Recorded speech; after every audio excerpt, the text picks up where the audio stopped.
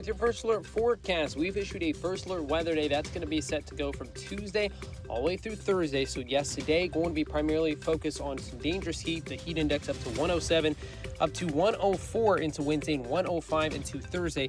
Wednesday afternoon and Thursday afternoon could be looking at some potential strong to severe storms once again. But going to be tracking this heat looking to fall off as we head off into Friday. Still seeing some chances of some showers and storms this weekend. For the First Alert 4 Weather Center, I'm meteorologist Shane Scotch.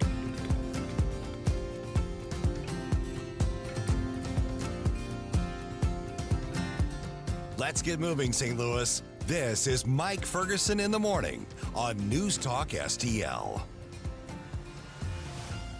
The World Cup is coming to Missouri. Well, it's here in Missouri, and this is truly the biggest sports event in the world. I think a lot of people may mistakenly think the biggest sports event in the world is the Olympics. It's not. Some people may think it's the Super Bowl. It's not. It's actually the World Cup. And that brings a lot of opportunity, and that brings a lot of challenges as well. Hey, good morning. Happy Tuesday to you. Mike Ferguson here. On Monday's program, Missouri Attorney General Catherine Hanaway joined us, and we covered a lot of ground, but one of the more interesting things we talked about, and this is something that obviously should appeal to everybody. This is not a Republican-Democrat thing. With the World Cup coming comes trafficking, comes human trafficking, and obviously the vast majority of that, unfortunately, tragically, is going to be sex trafficking. And so the Missouri Attorney General Office with local and state and federal law enforcement across the country are kind of working together, including going online to combat this trafficking. And that was part of the discussion that we had. So here's the update from the Attorney General. And yeah, there is something you can do about it. Here's what she had to say. Remember that lawsuit that attempted to kick Amendment 5 off the ballot to not let Missourians vote on eliminating the income tax over time? Yes. That lawsuit failed. We got that ruling last week, of course. So where are we with that? Was that the final word, or is that what's next? Also, a lot of talk about the World Cup. And Missouri, including St. Louis, actually has a presence in this entire process with, teams being here. There was an exhibition game the other day here in St. Louis. That brings on a lot of challenges, not when it comes to security, and there's a lot of opportunities when it comes to economy. But what about some of the darkest crimes out there? And we're talking about the exploitation of the vulnerable, women and children and others.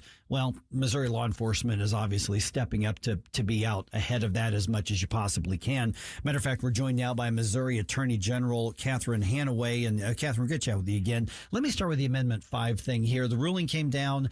You defended the state, against the lawsuit that wanted to kick Amendment 5 off the ballot.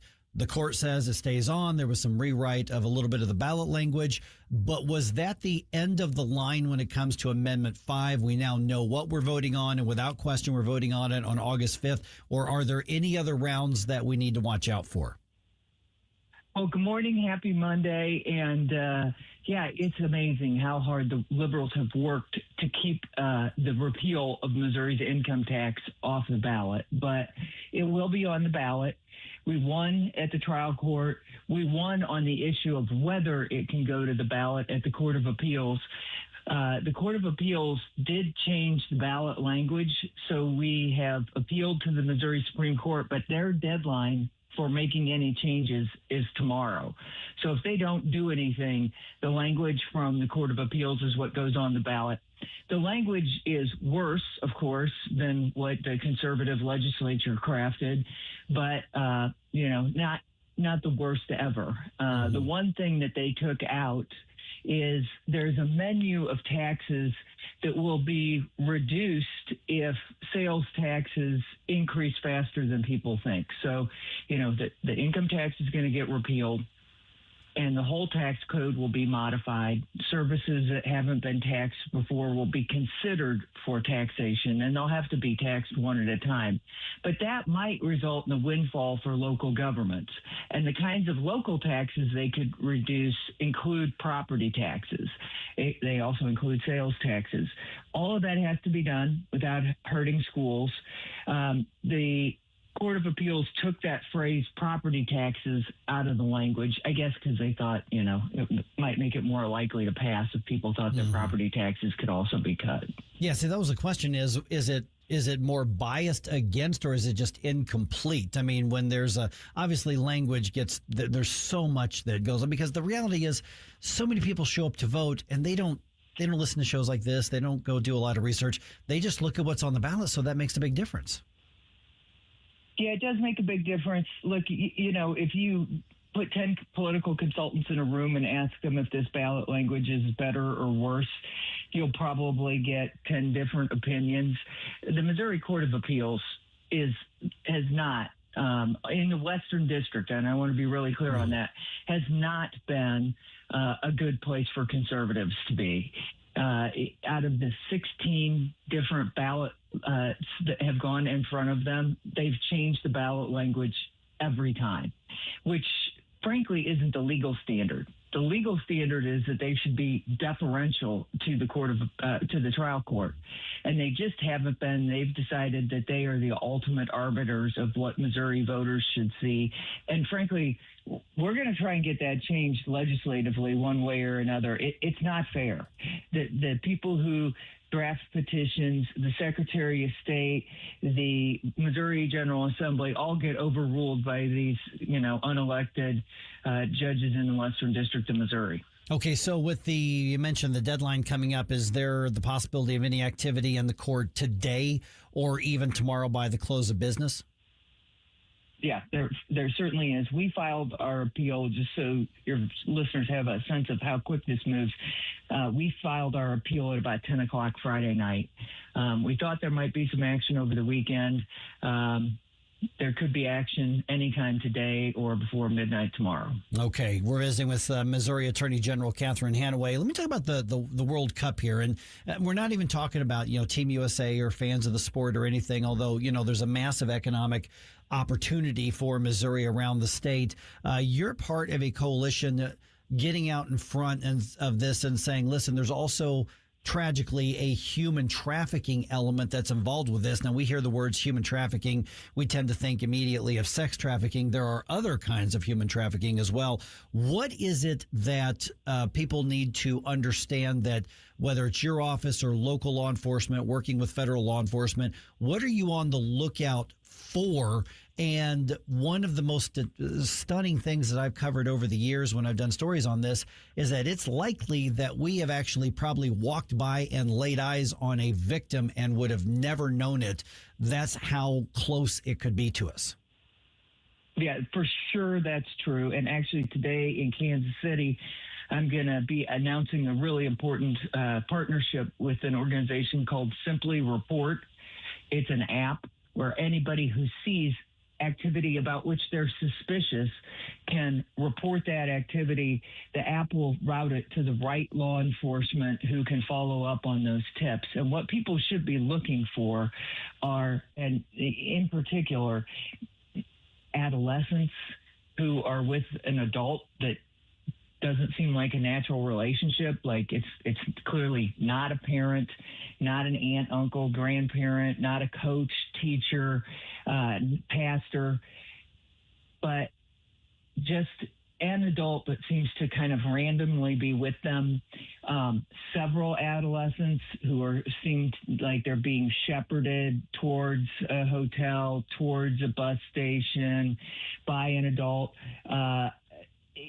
In particular, hotels and guests at hotels need to be on the lookout for rooms where there's just a lot of people coming and going and coming and going and coming and going. And it is just kind of the common sense things.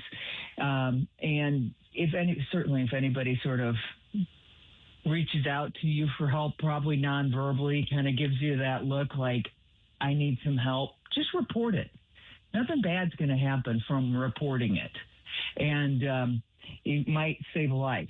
And we do expect the World Cup to be the single largest human trafficking event in history. The Super Bowl is the largest event in the United States every year. And it's because you have all these people traveling who have loads of money and are away from home for weeks.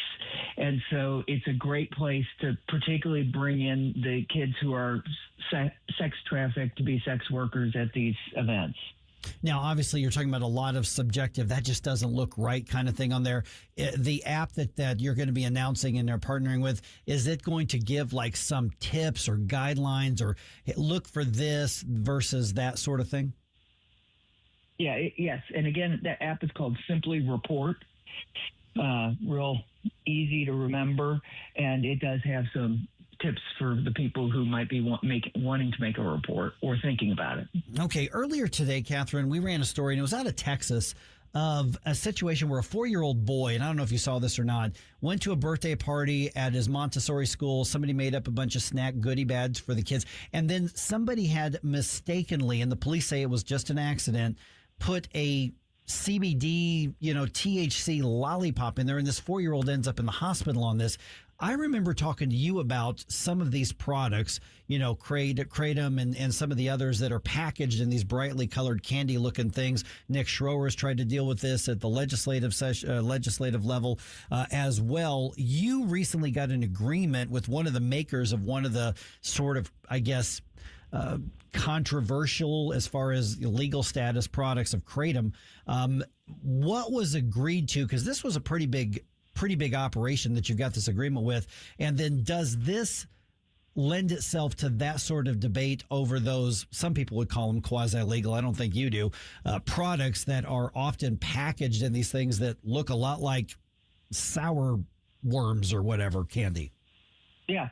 No, you're so right. It's a huge battle. We reached an agreement last week with American Kratom, which by some accounts makes as much as 90% of the 7-OH distributed in the state. And 7-OH is a derivative from Kratom that is a synthetic opioid, which the FDA says is 3 times more powerful than morphine. And we have been hearing from poison control and coroners around the state saying people are overdosing on this stuff all the time. That's and that was a big deal. They agreed to stop selling in Missouri. There's other smaller manufacturers we're going after, kind of a separate problem from what you just described, but we're working on that too. Maybe a month ago, we shut down Pressure STL, which was a big retailer of these products that look just like Doritos, gummy worms, Skittles. We have a lot more stores to go. We actually sent out cease and desist letters to 40 stores. Please, please, please, parents, before you give anything to a kid, look at that package. They're so close. In fact, one of the things that I wonder, Mike, is why aren't these big companies enforcing their trademarks? Mm-hmm. They could do so much good if they'd use the money they have to just enforce their trademarks and not let these rinky-dink operations, many of them importing from China, sell in packaging that for all the world looks like their products. So in just last minute or so, we've got, just to be clear, these particular products, are they not covered under the regulatory guidelines for, legalized marijuana, all those things? Are these just separate products that are just under a different set of rules? So the ones that look like candy, for the most part, contain some derivative of marijuana. Some people will argue that they fit under the agricultural exemption for hemp, which I think is poppycock, to be politically correct and not use any cuss words on the air. But the others contain full-on THC, and they're being sold at things that aren't dispensaries. So they're outside the law, in my opinion, in any format. All right, got any thoughts about that? You can obviously look up the Attorney General's website or give me a call here or send me a note, 314-912-1019. We've got a lot of ground to cover here today on 101.9 and 94.1 News Talk STL. If you find yourself feeling out of place in the world, it's comforting to know conservative values haven't been abandoned everywhere. Thanks for being my voice in all this. This is News Talk STL. There are people out there that feel the way that I feel and say what I say. Welcome home. Craving the freshest in town? Anthony's Produce is your daily destination for nature's finest. Browse our rainbow of quality fruits and vegetables. Always fresh, always delicious. Hosting an event? Let us create stunning fruit bouquets and vegetable trays. And we proudly stock hundreds of locally made products. And yes, we've even got seasoned firewood for those cozy evenings. Available for pickup or delivery. Anthony's Produce. Open 7 days a week, 7 a.m. to 5 p.m. at 701 Jungerman Road or anthonysproduce.com. Dreaming about a vacation but not sure where to start? Should you book that all-inclusive resort or a cruise? Which destination? What cruise line? And how do you know you're getting the best value? That's where Magic Expeditions comes in. We're your St. Louis local travel experts, helping you choose the vacation that fits. Whether a relaxing adults-only escape, family-friendly resort, or unforgettable cruise adventure, skip the stress, the guessing, and endless online searching. Visit magicexpeditions.com. That's magicexpeditions.com. Lower your car payment today. Lower your car payment today. Yes, you heard us right. You can lower your car payment right now by making this free call and save up to $1,400 a year on your current car payments. Think about your current car payment right now. What's that costing you per year? Now think about what it would be like to put an extra $1,400 back in your pocket. That's the average savings our customers experience. We can help you drive the same car and pay less every month by lowering your car payment's interest rate to as low as 4.67%. At Rate Genius, we can work with you to refinance any car payment. If you qualify, it costs you nothing to find out how you can lower your car payment. To learn more, call this number right now. 800-493-5670. 800-493-5670. 800-493-5670. That's 800-493-5670. To every referee, umpire, and judge in high school sports, we want to say, we see you. We see everything you do for us that goes unnoticed. We see the positive role models that you are. We see the way you get unfairly criticized just for doing your job. The truth is, we couldn't play without you. So thank you for investing your time in us. Thank you for protecting the integrity of the game, no matter what. We hope you always know how much we appreciate you. Because without you, this is just recess. It's not really a game. Thank you for always making it possible for us to play the sports we love. Want to serve the students in your community? Sign up to become an official in Missouri at highschoolofficials.com.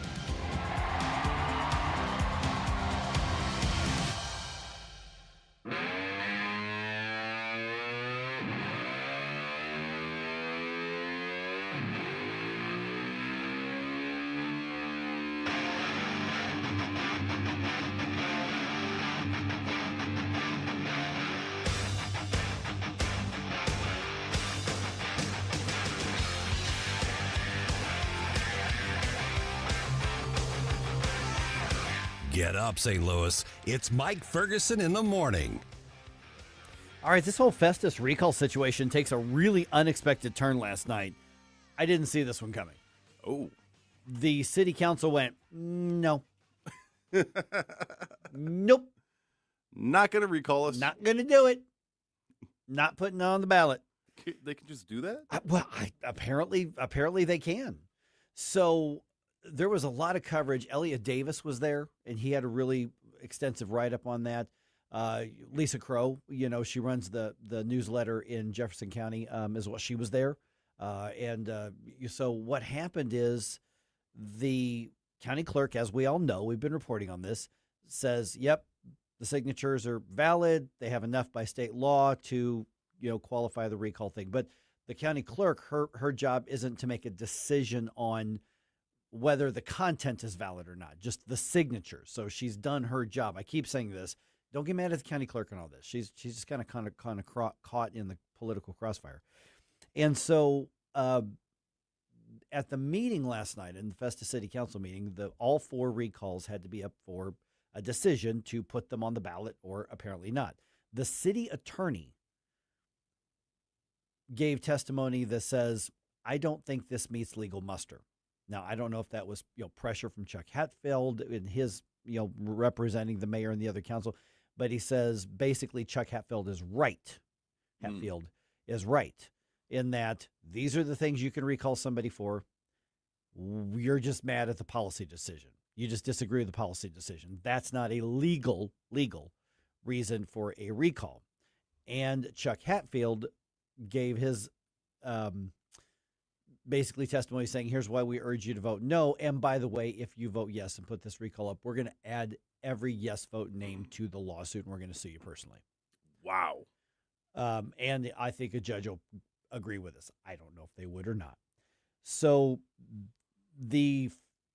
by a 4-3 vote every single time, the recalls were rejected. So the mayor, the 3 remaining city council members will not be up for recall as things stand right now. So there can always be another lawsuit. There could always be something else. I don't know. So we're going to dig into this in more depth throughout the morning because honestly, I think this is kind of a big deal. This is a part of Missouri law that just doesn't get looked at very much. I mean, it almost never happens. So let's go over, did they do the right thing? Did they do the wrong thing? Obviously, they're saving their own positions with this vote, at least for the moment. But then there's got to be a bigger picture that everybody can dig into it somehow on this.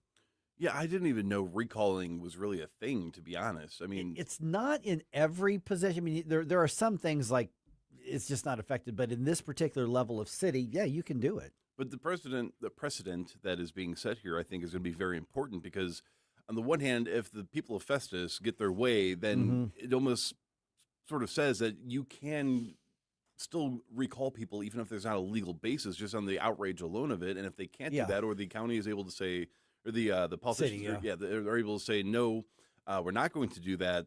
Then how many more things can they just say no to if the people sort of want the will? Well, yeah, but there's it's the principle of the checks and balances, and should there ever be a check and balance on the masses, on the people, and I put it 2 different ways, one positive, one negative on that, because the argument basically is policy disagreements, a bad vote, if you don't like the vote, that's not enough to recall somebody if you don't like the vote they took. It has to be for something illegal or for competency or for something like that. It's got to be for something outside of you just disagree with them. And that's essentially the crux of the whole thing. Otherwise, the argument being, you taking the votes I don't like, I've got a clipboard and I know how to use it. You're not wrong. I'm going to come after you. And so we'll get into this in a little more depth because I want everybody to get a chance to sip some coffee and everything, because I've got some thoughts on it, because I've been in the role of, a journalist covering city halls in the past. I've been elected to a board, so I've been there. I've also been obviously in advocacy and policy, and I've been fighting city halls and state governments and things like that for a number of years, and then obviously in the media here. So I've just got all kinds of mixed feelings on the whole thing, but I'm curious what everybody thinks about it, because it kind of came to a head like this, last night on this. So we'll dig into this definitely more at 6:35 for sure.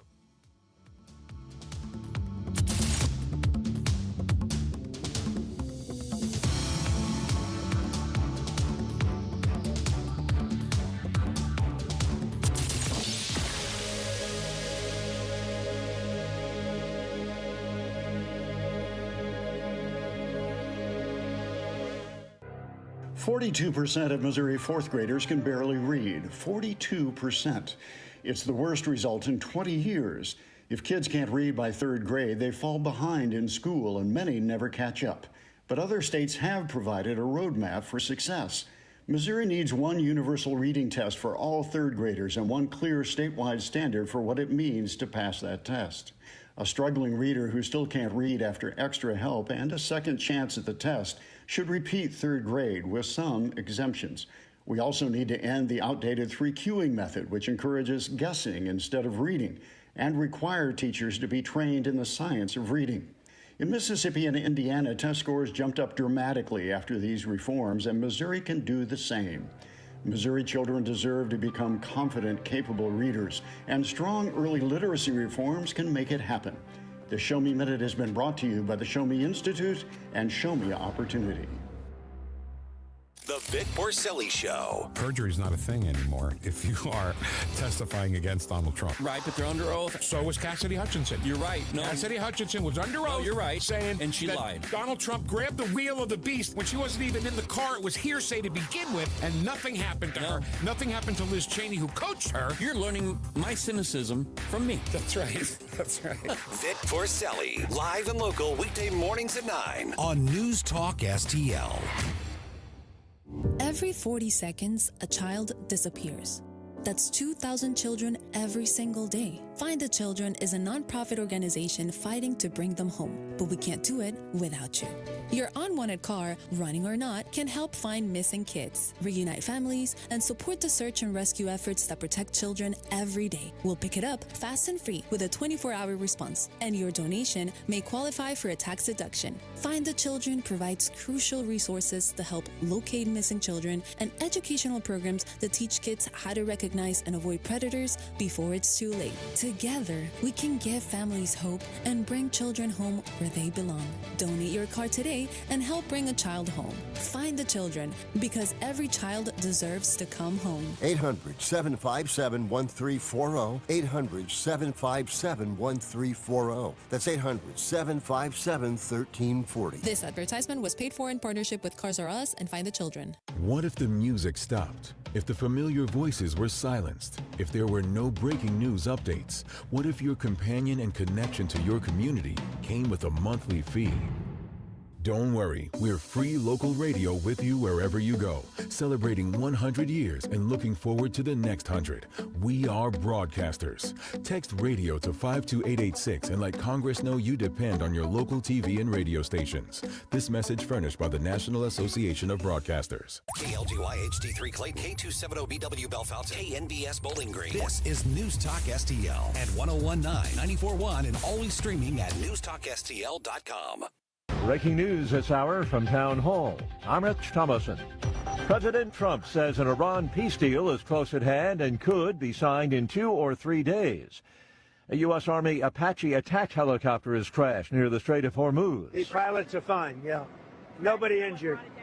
We are going to issue a report tomorrow, but the pilots are fine. Things seem to have calmed down in the conflict between Israel and Iran. The two sides traded blows in the past few days, but now hostilities have ceased. The ceasefire remains intact. The War Department tightening the screws on communist China. The Pentagon has added several prominent Chinese businesses to its list of Chinese military companies. The list includes tech giant Alibaba, electric car maker BYD, and search engine Baidu.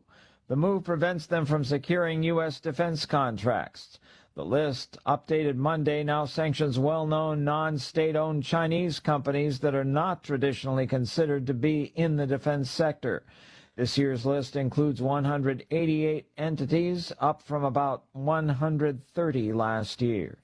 Keith Peters reporting. 3 more cases of New World screwworm have turned up, including one outside Texas in New Mexico. Ag Secretary Brooke Rollins, though, says the nation's food supply couldn't be safer. These developments obviously represent a serious threat to our livestock and wildlife, but they haven't caught us off guard. We have been tracking this pest for a long time, and we have fought before, and we will do so again. In Maine and South Carolina, Nevada, and North Dakota, voters head to the polls today for primary elections. Maine's high-stakes U.S. Senate contest has generated a lot of interest all around the country. Stock futures higher on Wall Street. The Dow futures are up 133 points. NASDAQ futures better by 209 points. More on these stories, townhall.com. Health insurance rates are surging in America, leaving millions without affordable options. If you're sick of having paychecks eaten up by healthcare costs or dealing with mega corporations, then listen to this. Christians don't need to waste money on a broken system. That's why I want to tell you about Christian Healthcare Ministries. It's an alternative to traditional health insurance at half the cost. With CHM, fellow believers contribute monthly to help pay each other's medical bills. Wellness. There's no enrollment period, so you can join anytime. And you aren't restricted to provider networks, so you choose the doctors and hospitals you want. It's that simple. CHM is not insurance. It's a ministry that puts faith into action. Feel the difference of financial support and biblical care from fellow believers. Join CHM today by visiting chministries.org/wellness. That's chministries.org/wellness. From the News Talk STL Weather Center. I'm meteorologist Chan Scotch with your first alert forecast. We've issued a first alert weather day. That's going to be set to go from Tuesday all the way through Thursday. So yes, today going to be primarily focused on some dangerous heat. The heat index up to 107, up to 104 into Wednesday and 105 into Thursday. Wednesday afternoon and Thursday afternoon could be looking at some potential strong to severe storms once again. But going to be tracking this heat looking to fall off as we head off into Friday. Still seeing some chances of some showers and storms this weekend. In the First Alert 4 Weather Center, I'm meteorologist Chan Scotch. This hour of News Talk STL brought to you by Chris Cooper and Serenity Wealth Management. Business owners, download your free playbook for financial clarity at SerenityWealthBiz.com. That's SerenityWealthBiz.com. This is Kirk Barr, St. Charles County Director of Elections, inviting you to our Sundays on Sunday family-friendly open house. Stop by for a behind-the-scene look at how your elections are run. Kids can vote at a mock polling place using a real ballot. You can meet candidates appearing on the August primary ballot, and everyone can enjoy free ice cream. The County Pet Adoption Center will also be on site with dogs looking for new homes. Join us Sunday, June 14th from 2 to 5 p.m. Details at sccmo.org/elections. Remember when food tasted like home? When breakfast was made from scratch and dessert was worth saving room for? At Shorty's Diner, we're serving up down-home breakfasts, lunches, and desserts just like Mom used to make. Fresh, from scratch, every single day. Step back in time with us, where the booths are cozy, Elvis is always in the building, and every plate feels like a hug. On Lackland and Westport, or online at shortysdiners.com. Shorty's Diner. It's not fancy. It's not fat-free. It's just the way it used to be. If you have a phone, you have a radio. I listen to News Talk STL on the app driving to work. Download the News Talk STL app. You got to get the News Talk STL app. Love the app. Can listen anywhere in St. Louis. And listen anytime. News Talk STL right on my phone. Anywhere. Mike Ferguson. Boo! Relax, nerd. Susie Moore. And that would be a good time to respond with some applause. Get up! Get up! Can't you hear the alarm? Get up, St. Louis. That's a banana republic without the banana. Mike Ferguson in the morning on News Talk STL. Get up! Get up! This is your cousin. Okay, we've got a lot of these on the Missouri side. Obviously, we've got a lot of the ballot initiatives, constitutional amendments that we're going to have to decide. So we're going to be kind of parsing through those in the coming weeks because the election's less than 2 months away. Oh, my. Yeah, so Amendment 4, which is the initiative petition reform amendment, that gets a big boost around the state.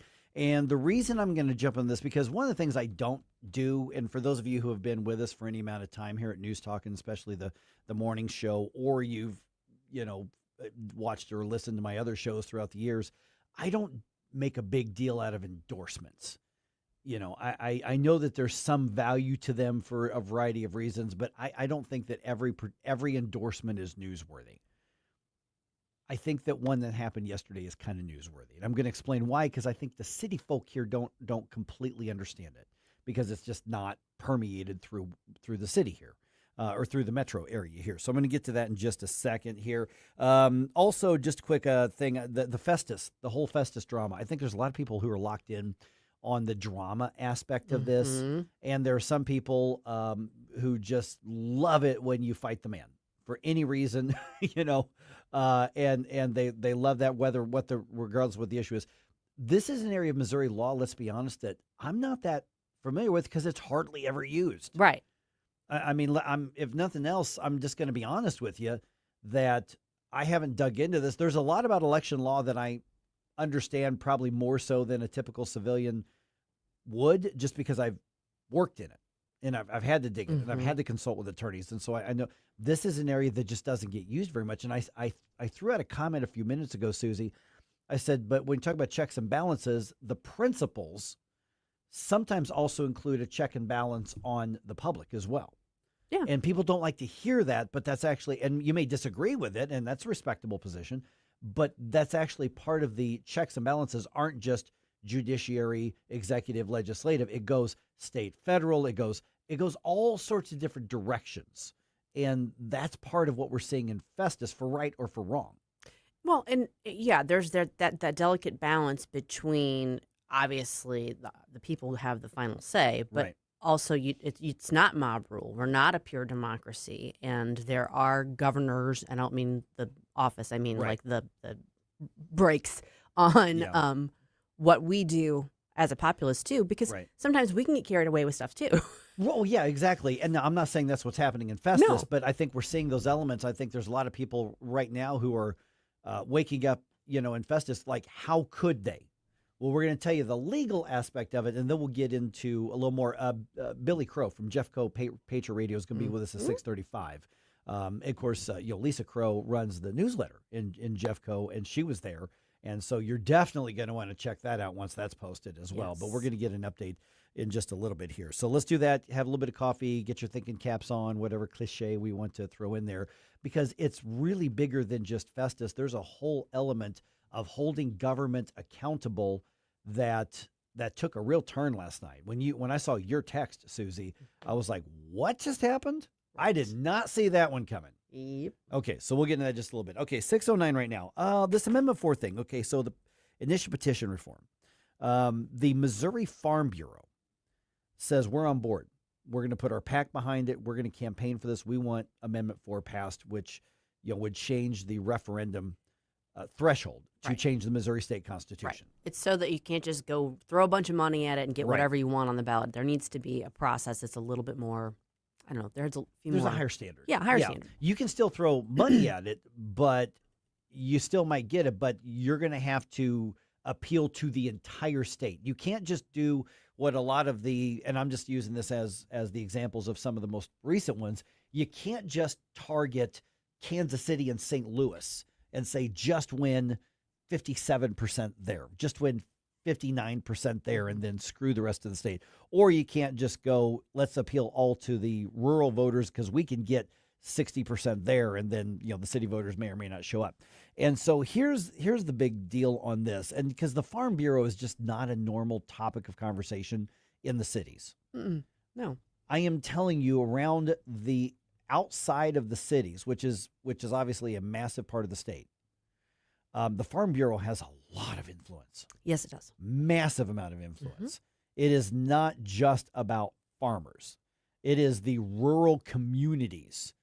And I would even say you're looking at anything outside of the first and second ring suburbs. So you've got massive parts of the News Talk STL listening area that are in those areas where the Farm Bureau makes a big difference. Yes. Massive thing. So when they put out a statement saying we're on board with this, and their reasoning, if you read their statement that was put out, is basically we are tired of, well, there's really two things. We are tired of the cities running the state. If you get a big enough majority in the cities, then it applies to the whole state. That's their thing. And they also cited anti-agriculture referendums and initiatives in other states that have similar dynamics. A large rural area and then some big cities that can basically overrun the rest of the state. Yeah.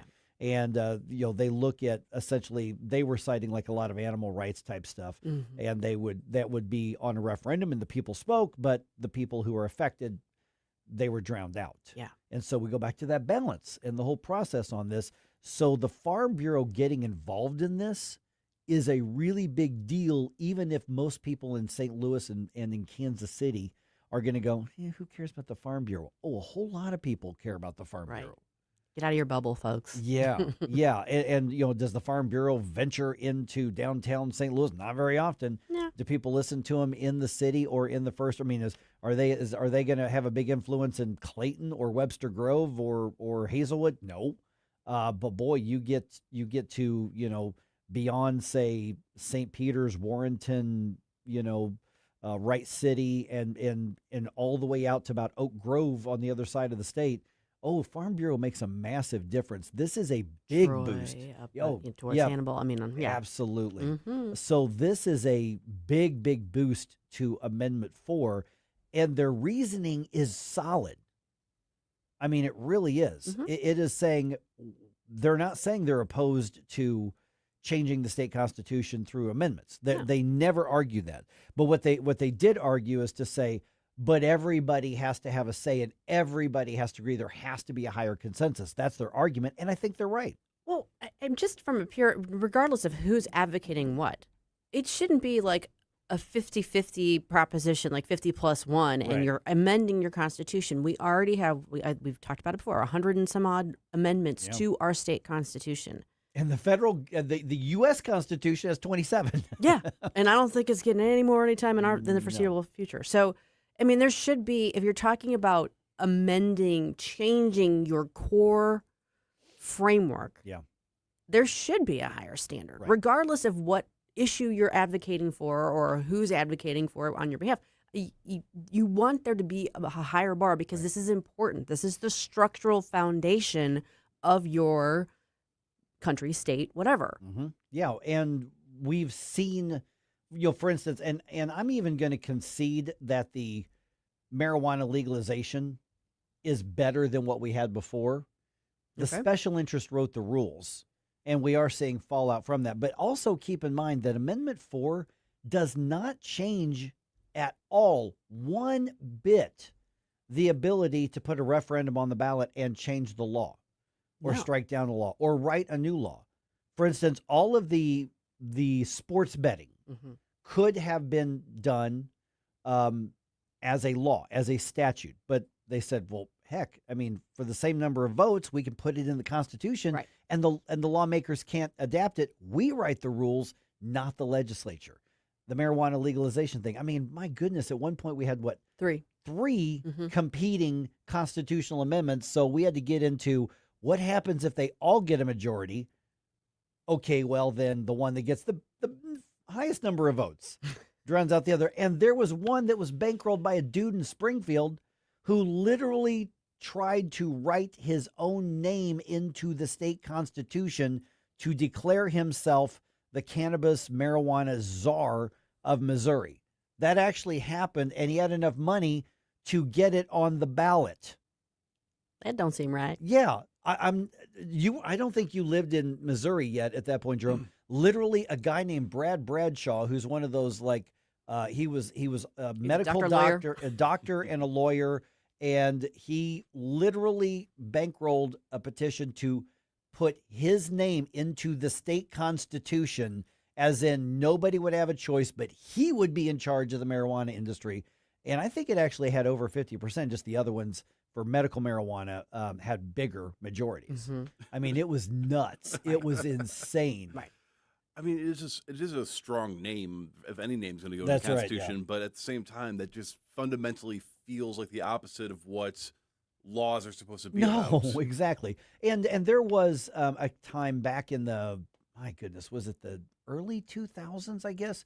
There was an animal rights referendum that passed. You know, Bob Barker was brought in to do his, animal, and the agriculture community said, it's good that you're targeting puppy mills, but by the way, you're also targeting legitimate agriculture. So after the people passed that, because it was not a constitutional amendment, the legislature was able to come in and tweak it and fix some bad parts of it and get rid of some bad parts while keeping the anti-puppy mill thing in there. And people were like, democracy. And we're like, no, that's the check and balance.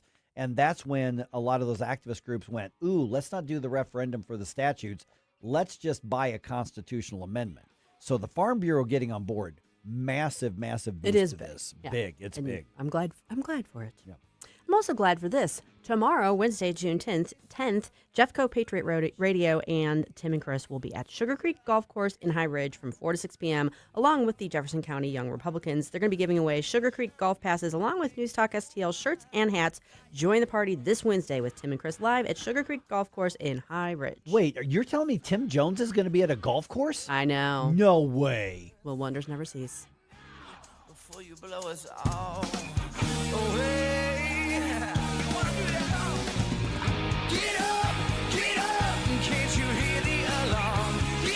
Mike Ferguson. 6 a.m. and already the boy ain't right. On News Talk STL. it's Vic Porcelli. We're sitting here with our great friend, Chris Cooper. Hi, Chris. What's going on, Vic? How are you? I hear you wrote another book. This one's an e-book. Is that right? The Business Owner's Playbook for Financial Clarity. So it is a great book for entrepreneurs. It's a very short guide. Give people, business owners, the ability to understand key questions that are important, such as succession planning, legacy planning, getting the IRS out of our pockets, right? Because do you like paying taxes? I do not. I don't think anybody likes paying taxes, right? That just makes sense. And then always talking about protection. And then the other thing from a business owner perspective, what is the biggest asset a business owner has? Probably their business itself, right? We need to make sure we understand what the value of that business is as well. So this new book, I'm sure, is incredibly expensive, right? How much? No, it's a free resource. Oh, it's free. We provide guidance, we provide education because we want to make sure people feel educated and understanding because sometimes you don't know what questions to ask, and we need to make sure we help arm people with information to ask the right question. Reach out to Chris and Stacy today at SerenityWealthNow.com. Investment advice offered through Fortis Capital Advisors, LLC. Tony Colombo here for Gutter Pros and Exteriors, your all-in-one service team that brings years of experience and quality that's affordable right to your doorstep. Christine and I discovered Gutter Pros and Exteriors when we bought our home and inherited a gutter problem. And they've also repaired siding damage on our home because along with gutter repair, gutter installation, and leaf protection, the Gutter Pros team are also the best for repairing other exterior damage, including fascia, soffit, and all siding repair and installation. Learn about all the ways Gutter Pros and Exteriors can help your home or business right now at gutterpros.com. Looking for insurance you can truly trust?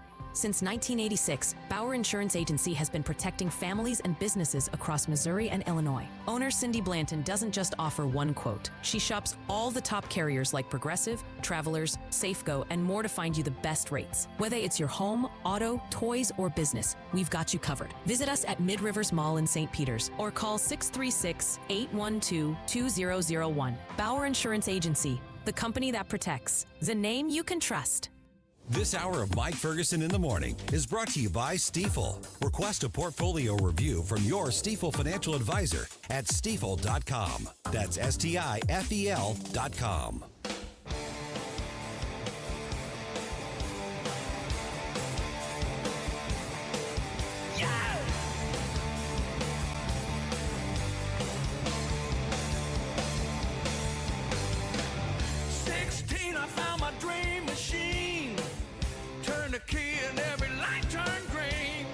Hey, Chris Arps from the Tim Jones and Chris Arps Show. Make sure that you're listening to our show this afternoon from 4 to 6. Now back to the Mike Ferguson in the Morning Show.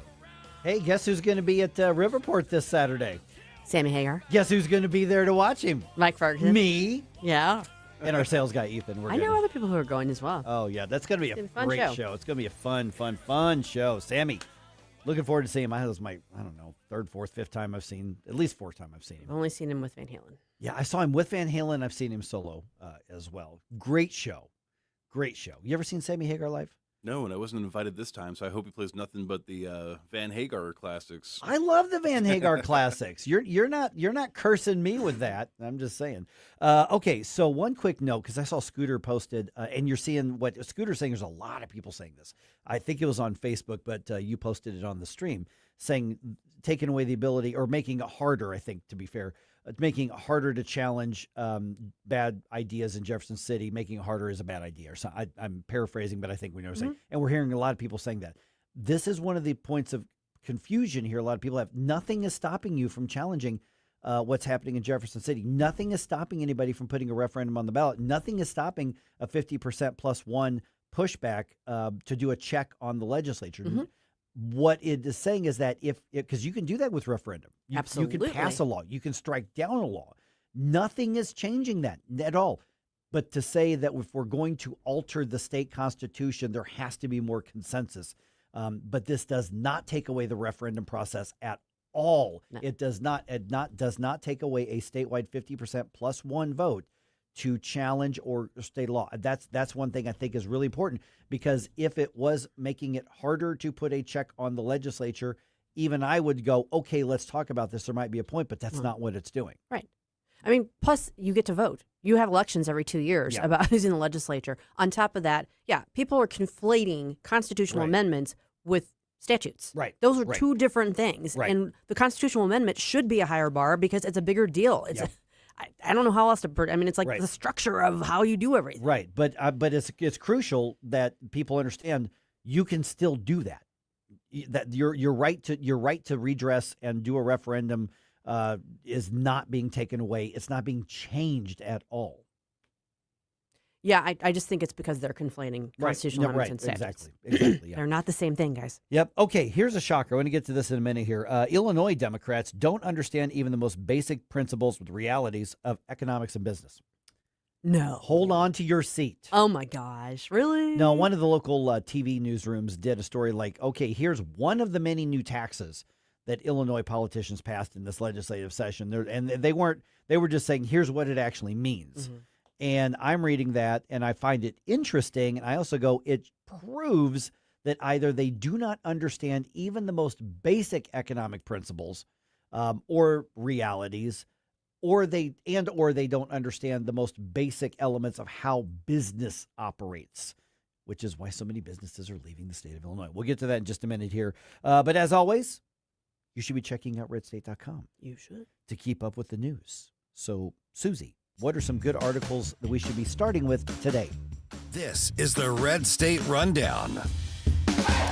Today, you might want to kick off with a little bit of fun. Terry Kristoff has this article, Watch, NBA commish torches Hakeem Jeffries' Trump-Knicks spin with a brutal reality check. Of course, the left was undone because President Trump had the audacity to attend a Knicks game last night, and they were making all kinds of comments about it, and the commissioner, without naming names, clearly kind of undermined Hakeem Jeffries by pointing out that Trump was basically a fixture at Madison Square Garden for years. He was. This is his turf. This is like his old stomping ground. It's like well known that he's not been apologetic about being a Knicks fan because he was in New York City for so long. No, so having a conniption over it is just kind of a waste of time. So that's that one.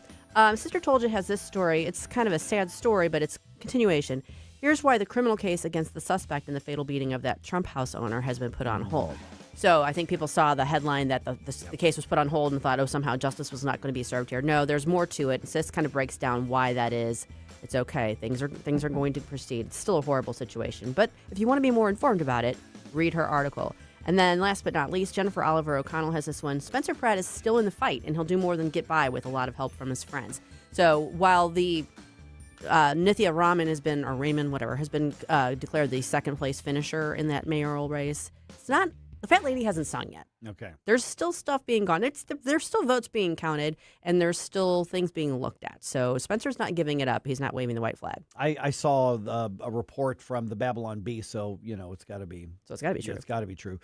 They said that Democrats have. I'm paraphrasing. Basically, Democrats have announced that you only have Los Angeles residents only have another 30 days to vote in last Tuesday's election.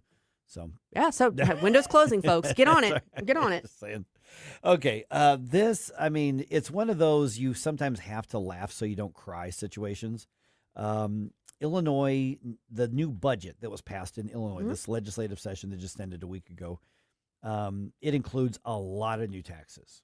I mean, it's the only way they can even try to make the books balance at all. A lot of new taxes. One of those taxes is a tax on social media companies. And the way that they've structured this, the more users you have in Illinois, the higher you have, the more you have to pay the state of Illinois to allow people to get onto Facebook or Twitter or TikTok or whatever. So here's how this works. There's a tier system for this. So let me just get the list because there's a couple. Okay, so any social media platform that has between 100,000 and basically 500,000 users is going to be taxed 10 cents a user per month that you just have to write a check to the state of Illinois. That's your lowest tier. And then if you have 500,000 users to basically right around 1 million users, they're going to get a flat $40,000 a month fee that they have to pay the state, and they have to pay 25 cents a month for each user between 500,000 and basically 1 million. Now, if you have more than 1 million users per month, so you're talking X, you're talking Facebook, you're talking TikTok, your Instagram. If you have over 1 million, then they have to pay $165,000 a month, and then 50 cents a month for every single user beyond the 1 million mark who are in Illinois. And so lawmakers like, hey, that's gonna raise $200 million a year. Okay. So here's the thing. When I say they do not understand how basic economics works, is that the law specifically makes it illegal to pass the cost on to the customers. You cannot outlaw that. Oh, you can put it on paper. You can put the words on paper. That's not how economic activity works. Those are the laws of economics. Yeah. Trying to change the laws of physics, though. Yeah. Yeah, that would be like trying to outlaw gravity. It really would. And so they've passed a law saying we're going to assess tens or hundreds of millions of dollars. And by the way, the more successful you are, the more we're going to, of course, burden you with. Can't this have too cost. much success. That's right. a bad thing. And oppressive. The harder we hit, it doesn't matter. We're going to outlaw you building this into your overhead. Essentially, is what this is. That's not how business works. That's not how economics works. It's not how money works. Aside from the leftist rightist thing, and of course, some of the lawmakers are like, these social media companies don't pay into the cost that we have to pay for the harms of social media, and there are harms of social media. That's true. It's called, freedom of speech, freedom of expression, and so they're basically saying they're paying nothing. We're going to find a way to tax them. Having a social media account is, I guess you could argue, is doing business if somebody's in the state logging on to Facebook and seeing an ad. I guess you could argue that. Right. But to say you have to dictate to us how many of your users are in our state, and then we're going to charge you per month millions of dollars per month, and you're not allowed to build that into your overhead and pass that on. It's impossible. You can't do it. Doesn't exist. That's not a thing, as the kids would say. Yeah. Good luck with that. Good luck with that. Exactly. I mean, there's differences of opinion. There's differences of ideology. And then there's just dumb and ignoring reality. Yeah. This is going to crash down. Because if they're building in a lot of spending, hundreds of $millions of spending on this, it ain't happening. Like a rumba. They're going to get some money from it up front, but eventually this is going to collapse. Yes, it is. Enough voters in Festus said yes to a recall petition, but then enough city council members said no to putting it on the ballot. So we're going to explain what we know about that coming up here at 6:35.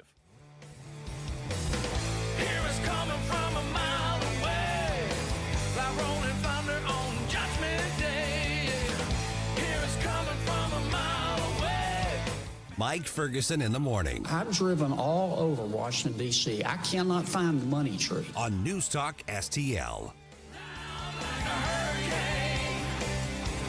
Tim Jones and Chris Arps in the afternoon. The Show Me Institute's latest report on the impacts of K through 12 open enrollment is out. We'll speak with Corey Codell of the Show Me Institute about that at 4:20. Tim Jones and Chris Arps. Weekdays at 4 on NewsTalk STL. From the NewsTalk STL Weather Center.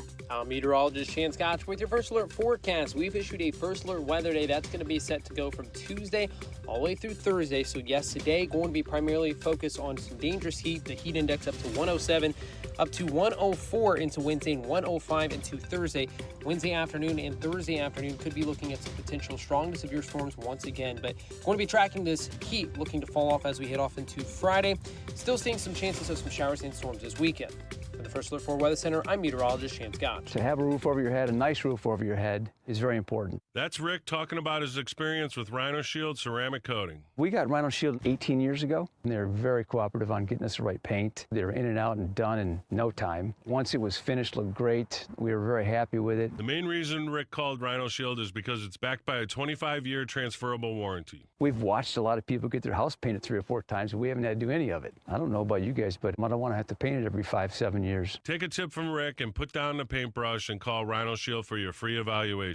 877-25-RHINO. 877-25-RHINO. Or visit 877-25rhino.com. We got Rhino Shield 18 years ago. Financially makes sense, especially if it's going to last like this did. Still looks great. Call now. 877-25-RHINO or 877-25rhino.com. No paint, don't Rhino. Go Rhino Shield. Never paint your house again. Rhino Shield. I'm Dr. TJ, owner of the Institute of Natural Health, co-owner of Optimal Nutraceuticals, and the host of Wellness One. Wellness One is designed to cut through the nonsense and provide you common sense science-based information regarding health and wellness. On the show, we discuss topics like thyroid health, gut health, hormone optimization, and many others. Our show airs Saturdays at 10 a.m. and 2 p.m. and Sundays at 11 a.m. and 3 p.m. right here on NewsTalkSTL. And you can visit us at inhstl.com. That's inhstl.com. Free speech is alive and well in America. Thanks for taking my call. Right here. You know what's going on? Have a great awakening. You see through the smoke screen. It's cool to be woke. News Talk STL. Until it's not. News, analysis, opinion.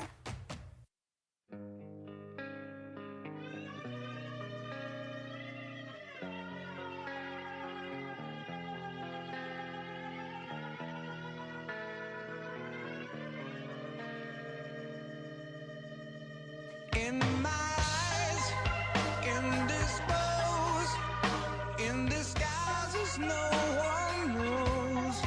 Hides the face, lies the snake. Let's get back to all this madcap mayhem with Mike Ferguson in the morning. But don't forget, stick around for Jones and Arps every Monday through Friday, 4 to 6 p.m. Is this the end of the line for the recalls, or is this just the next round of the fight? Yes. I had one of my old man baseball games last night, and then at the end of the game, I go check it. It's pretty late at that point, and I see a text from Susie. I see I missed a call from Billy Crow from Jeffco Patriot Radio, obviously also on the Jefferson County Council, and I'm like, well, something happened. Oh boy, did something happen? Boy, what another intense situation, another escalation of the conflict in Festus. And here's what I want to kind of caution everybody. And Billy Crow joins us right now. And I think a lot of people are kind of enjoying the soap opera. They're enjoying the drama. You know, they're taking sides in that. And I get that. And there's, to some degree, there's a place for that. But we're talking about, you know, not just a community thinking of what's best for its future. Some people think of data center development and the tax base that it brings in is good. Other people don't like it for other reasons. I get that. But you're also talking about checks and balances on the whole process. And sometimes that means that we're finding out that a check against a people-led petition is also part of the process. So Billy Crow joins us right now. Billy, I'm going to tell you, man, I did not see this one coming. The petitions are gathered. The county clerk says, well, you got enough. Lawsuits filed. And then last night, the city council says, no, we're not placing it on the ballot. I didn't see that coming. You know, I was surprised too. And I'm hearing the thick of it, and I knew it would probably be close, but I honestly, I was surprised as well. But, you know, at the meeting, they had a closed session with the lawyer about the city's attorney about his legal opinion. And when they got out there, one of the new city council members, Rick Belleville, said, "Hey, I'd like to, make a motion so whatever was said in closed session about this can be said in open session." And as a county council member, I've been in this situation before where the legal department sends out a legal memorandum and saying like, "Hey, this is our legal opinion," but it is a lawyer-client privilege, so it's not like open. You can't really talk about it, right? And so then we go out there and we make votes that don't seem quite correct, but they are following what our legal advice is, because if we don't follow that advice, it opens us up to litigation and such, right? So you've got these council members that their legal advice told them that the petition is not a legal one because it doesn't follow the 3 points for why someone in the city can be recalled. And so Alan McCarthy, took a brave stance and said, "I'm not gonna listen to the mob. I'm going to listen to the legal counsel that says that this recall doesn't pass legal muster, and follow his advice." That's all it took, because it was a 4-3, 4-3, 4-3. Mike Cook abstained when his recall vote came up, but the mayor broke that tie to make it 4-3 to set all of those down. Again, all on the precedent, or all on the understanding that it doesn't pass the muster of the 3 reasons why a recall petition can be started in the city. Right. So, Billy, this isn't just, I mean, it is, some people might question the process that allows people who are subject to a potential recall to vote on whether or not they can be voted on. But Right. it doesn't just come down to that. This has to do actually with there being potentially, legitimately, some legal flaws in the actual petition itself. Yeah, that's exactly right. I mean, the three reasons that someone can be recalled by state law for Festus, which is a third-class city, is misconduct in office, incompetence, or failure to perform duties. And their lawyer did a great job of explaining, like, incompetence doesn't mean he doesn't go vote your way or doesn't, agree with your policy. Incompetence means that, like, we're talking like real mental incapacity to be able to perform the functions. Like, I don't know, Joe Biden a couple years ago, right? Or misconduct in office, like actually breaking laws. No laws, the Festus City Council, they may have done things that you disagreed with, but they didn't break any laws. There's been no charges or allegations of that. And then failure to perform the duties prescribed by law. They've done all the duties. They've had all, you may not agree with the amount of open forums they had, the amount of open discussion in public, the fact that they didn't go ask every person what they thought about every development. But that's not prescribed in their official duties. That's not incompetence. That's not misconduct. That's just a difference. The lawyer's perspective was that's just a difference of political opinion. Therefore, that makes this recall petition not legally binding. We're visiting with Billy Crow. You can hear him every weekend on Jeffco Patriot Radio. Okay, Billy, talk about why this matters, because there's an innate, but the people are speaking, let us vote. That's got a really strong emotional appeal. There's a process. There's a petition process. We sign the petition. Those things are subjective. Well, maybe they are, maybe they aren't. But talk about the likely backlash. And, I was reading I've read 4 articles on this from the 3 different TV stations, and Elliot Davis's write-up on this. And Elliot was talking about people were angry because they feel betrayed because they put the petitions and the city council basically said, no, we're not going to let you vote on us. And there is a strong emotional aspect of it that either runs parallel or it's just different from the legal aspect of that. And that's got a strong appeal to it. Yeah, I mean, absolutely right. I mean, emotions are very, very high, and most people, it's the feeling of like we should be able to recall you for anything, and it's really, again, it's because these people don't want a data center, and understood, and yeah, you put the hard work in, but there's also this piece of like understanding the rules of what you can and can't do, and not being swept up in the emotion by these groups like Wake Up Jeffco that just wanted to get everybody fomented up and try this. I mean, again, like this is the left was trying a new playbook here, especially in Missouri, where we're trying to shut down initiative petition reform or an initiative petition process where you can put anything on the ballot for any reason and change the crap out of our Constitution if we have enough money. They're going, oh, what can we do in this small little town and really affect some big national changes, right? And if they can make all these little municipal mayors run scared from them, they wanted to try that. So this really sets a precedent of, like, you can't just it's not just mob rule. Like, we live in a republic, and so it's not just mob rule. You elect people in there to do the best for what you think they will for you. They don't always do, like, I try to do the best for my constituents, but sometimes, not all of your constituents believe the same way. And I think a perfect case in point with this. So my wife was at that meeting. I was at my county council meeting. After my county council, I ran over to Festus as fast as I could to try to get there, but it was already over. Her and I went to Culver's in Festus. There was about 60 kids there and their parents that just got done with Little League games.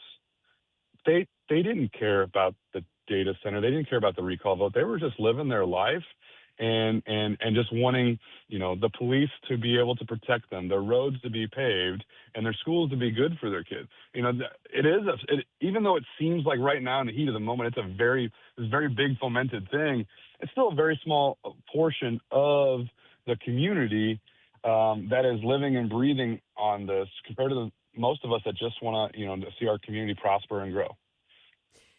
Billy, you've touched on this quite a bit, that it is kind of the heat of the moment situation, but do you get a sense, have you gotten a sense from the people who are the proponents of the recall, what their plan B will be? Like, what are they going to file countersuits? Do you get a sense of where they're going with this?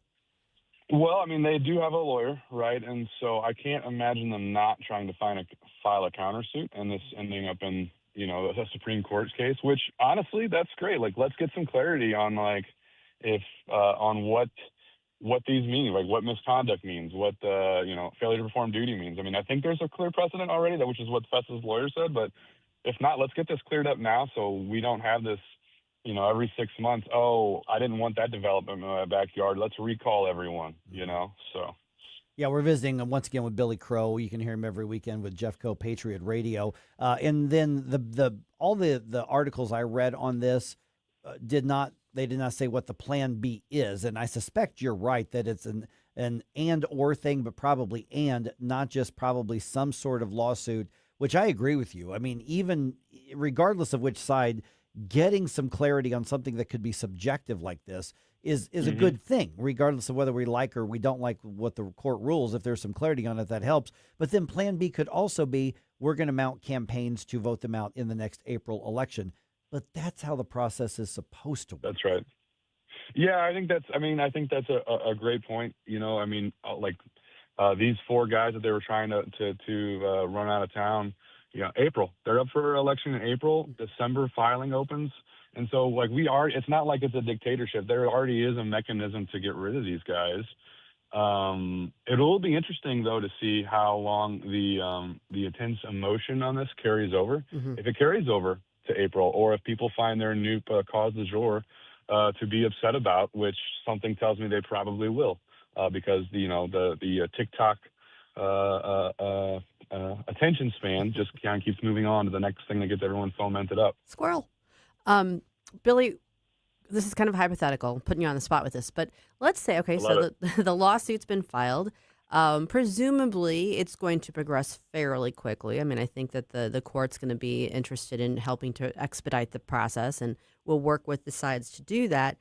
But let's say there's ultimately a determination that, no, you know what, this is valid. There's some way in which they handled, making this agreement that does qualify as one of the requirements for a recall. So then I guess it's time to, for the council to revote about putting it back on the ballot, or do you know? Yeah, I mean, that would, to my understanding, that's how it would go. It would have to go back in front of the council to be put on there.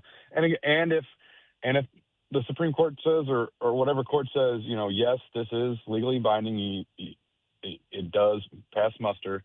Even though I would disagree with that, I would hope that the council follows their principles and then would vote it up and approve it, because based on what I understood of everyone talking last night, they voted it down because they didn't think it passed legal muster. Yeah, I mean, in my short time in elected office, when this first popped up, I remember saying on the air here that I've been in that position. I've been elected to that office. Even if it targets me, I would have a really hard time voting no on putting it on the ballot. Now, we didn't have any information about the legal muster and all that sort of thing, but it would be hard to say, no, I did not vote to put something on the ballot when the petition was followed. In this case right here, I think the point that you made early, we just got a minute or so left, Billy, is that what a lot of people don't see when you get those legal opinions to say, okay, you can do this. However, the cost is likely going to be litigation that's going to cost us between X $1,000 and X tens of thousands of dollars. And so you're sometimes brought into, you're elected and you make some really, really difficult decisions. And sometimes you have to make very unpopular decisions as well, because you're privy to information that other people don't have, but that gets into transparency issues as well. I think that when the Festa City Council said we're going to vote to make the legal counsel public, I thought that was a very good, helpful, transparent thing to do. I think that was a very smart thing to do in this case. Yeah, absolutely. And, for all these folks that are say, like, you got voted to do the will of the people, I think that's true to an extent, but we got voted to do the right thing. And sometimes the right thing is very uncomfortable. Sometimes the right thing is very painful. But we got put up there to do the right thing. So. Yeah, and every member of the council who's up for a recall, who's targeted by it, and the mayor, I believe every single one of them are up for re-election in April, so less than a year from now. That is correct. Yes, sir. Yeah, so I suspect there will be some very, very spicy, very, very active campaigns happening in Festus. This is going to be Grand Central Station of municipal elections in 2027. Yeah, we're excited to gear up for it for sure. It'll make for a good radio on Jeffco Patriot Radio. All right, Billy. Hey, man, thanks for being an early riser here and giving us the update on it. And thanks for Lisa for kind of burning the midnight oil and covering this. I suspect the articles are going to be posted today, probably on Jefferson Review, I would think. We're gonna try to, but worst case scenario Thursday on a normal release date. So. Got it. Fantastic. With a lot of detailed information that other people aren't going to have, so make sure you're following that. All right, thanks, guys. Thanks, Billy. So one airline's decided to stay woke, even as many other corporations are backing off of activism. We'll have that in the news dump coming up right after this.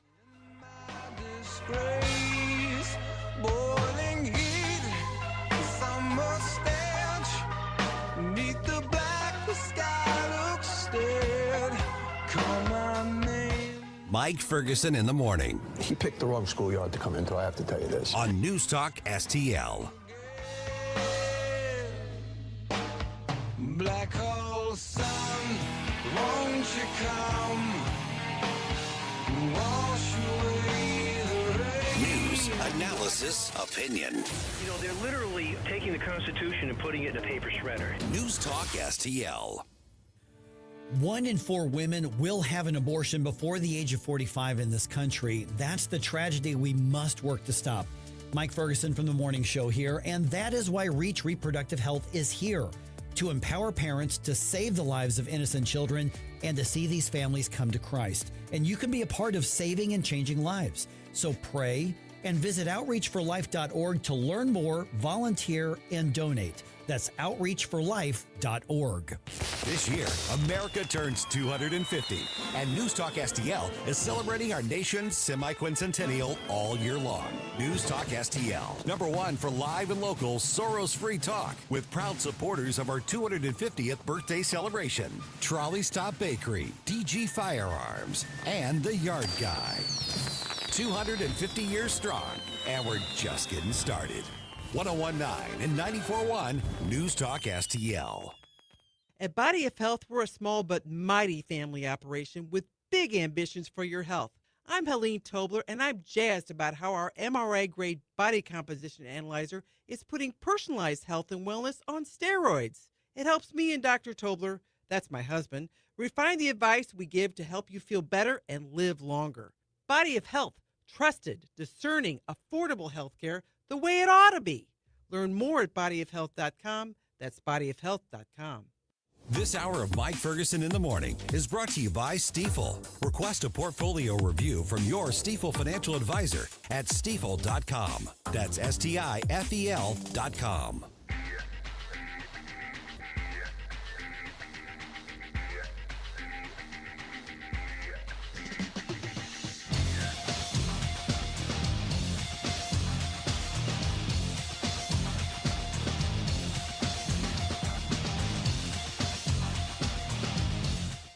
Hey guys, Billy Crow here from Jeffco Patriot Radio. Hope you had enough time to freshen up your coffee, because now we're back with Mike Ferguson in the morning. All right, let's follow up here. Those facing recall votes in Festus say no, and that blocks it from going to the ballot, at least for the moment. Also, one of Missouri's top advocacy groups gets in the fight over Amendment 4. Mm-hmm. And the Billikens and the Tigers set a date for the first meeting in 25 years. It's going to happen in St. Louis. 6:51 here. Let's go ahead and do a news dump. The Morning News Dump, brought to you by Whistle Pig Outdoors. Successful dump. Wake up, America. It all worked out. They got all the news. The Morning News Dump. And away we go. The Festus City Council says no to the recalls. The vote was 4-3 in each recall the vote was against placing the questions on the ballot. Yes. Okay, so the reasoning given was that the recall petitions lacked legal grounds based on state law, which requires that recall efforts be based on unlawful actions or incompetence. The recall petitions were started by residents opposed to a data center project in the city limits. So I want to go into more depth on this. I think we can do this around 7:20. Okay. I think we can do this. Also, the Missouri Farm Bureau announces that it's going to campaign for Amendment 4. That measure will, if passed by voters, change the process to amend the state's constitution. The Farm Bureau cited policies that attack agriculture being implemented in other states through referendum processes as a reason to increase the threshold to amend the state constitution here. So basically what we're looking at is with Amendment 4, which will be on the August ballot, is that it would require both the statewide majority vote and a majority vote in each congressional district to change the Constitution through the referendum process. Right. So all that means is that one particular district can't be the one that holds the full majority and pulls it over the finish line. It has to be in each district. Every one of them. And one of the complaints is, but that means one district could then block a state constitutional amendment. That's true. Yeah, It's that means absolutely true. There's a lack of consensus on that. Right. But, if it's a good measure, then you're going to get the support behind it. That's the thinking. Okay, President Trump makes it official. He's formally nominated acting Attorney General Todd Blanche to become the next AG. Blanche was previously confirmed by the U.S. Senate to be Deputy Attorney General at the beginning of this presidential term, but he's going to have to be confirmed for this role as well. No date yet set for the confirmation hearings, much less a vote at this point, but I suspect it'll happen sooner rather than later. Just count on them being spicy. Oh, it's going to be very spicy, and even a couple of Republicans are saying, this may not be as easy as the last one because you got some other things that have happened between then and now. Some other Republicans that are lame ducks and PO'd. Yes, that's 100% what's going on. All right, after back and forth strikes between Israel and Iran, President Trump demanding all sides stop shooting, his word, and come up with a peace deal. I don't know that Iran's going, well, let's see what President Trump has to say before, but anyway, the president, before heading back to the White House after attending the NBA Finals, he spoke to reporters saying that he wants both countries to stop firing, and then obviously he talks about the goal with Iran and the nuclear weapons. They were going back and forth, and now they both agreed through me to stop, and we're in the final throes of what will be a very, very good deal that will not allow in any way, shape, or form nuclear weapons. Final throes. That's the new word. We've been in the final throes. It's all like right here. It's going to happen any second now for months. We'll see. I mean, at some point maybe he's going to be right, about that. But again, we're dominating everything. We're calling all the shots. Well, I mean, statistically speaking, if you just keep saying it long enough, it's eventually you're going to be right. I mean, and you get to say, I told you so. Mm-hmm. Yeah. All right. Delta Airlines stays woke, even as many other corporations are backing off activism at this time of the year. You can guess which time I'm talking about. Michael Harrington has the story. Polls indicate that the LGBT agenda is not so popular anymore, and most corporations are heeding the signals, reducing their support for the most radical parts of the gay offensive. But not Delta. On X, the account Libs of TikTok has published job postings from the airline that refer to birthing parents and non-birthing parents instead of mothers and fathers. Meanwhile, many corporations have eliminated or muted their Gay Pride Month celebrations. Michael Harrington reported. Sometimes the value of putting Michael's stories on are just the way that he writes things. And it's not that he's wrong. It's just, it's clear where he's coming from. He's playing it so straight. But it's funny because the gay offensive. The gay offensive. Sorry. I mean, the thing is, from an actual denotative standpoint, well, that's not wrong. I know. Any just activism is is having. Gay offensive sounds like the world's worst rock band name. Yeah. I'm just imagining like a militia of just nothing but like rainbow gays going out in the streets, That's right. roaming at night. Can you? What would the battle cry be? Hey, there you are. We're gonna kick your butt. Better run. All right. All right. Hate to see you go, but love to watch you leave. No. Speaking of gay offensive. Yeah. All right. The Cardinals are in New York to start a series with the Mets tonight. Dustin May is going to be on the mound for the Redbirds. He's only 3-6 on the season. We want to see a little more out of him. First pitch is set for 6:10. The Billikens and the Tigers are going to meet on the basketball court this coming season. That will be the first time in 25 years that these two teams have played each other. That's so 25 years. hard to believe. Yeah. The 3-game series over the course of 3 years is going to tip off. It's going to happen November 6th, and they're going to do it at the Enterprise Center. So it's a neutral court, even though It's here in St. Louis. Locations of the games in 2027 and 2028 have not been announced yet. So I would suspect it may be a Chaffetz and Columbia thing, or maybe neutral ground somewhere else on this. St. Louis is basically home field for Right. Mizzou as well. Yeah, so. basically it is. So here's what's here. I think they're going to wait and see how the ticket sales go. Yeah. For this. So do we call this the Stel Ponticus versus Susie Moore game?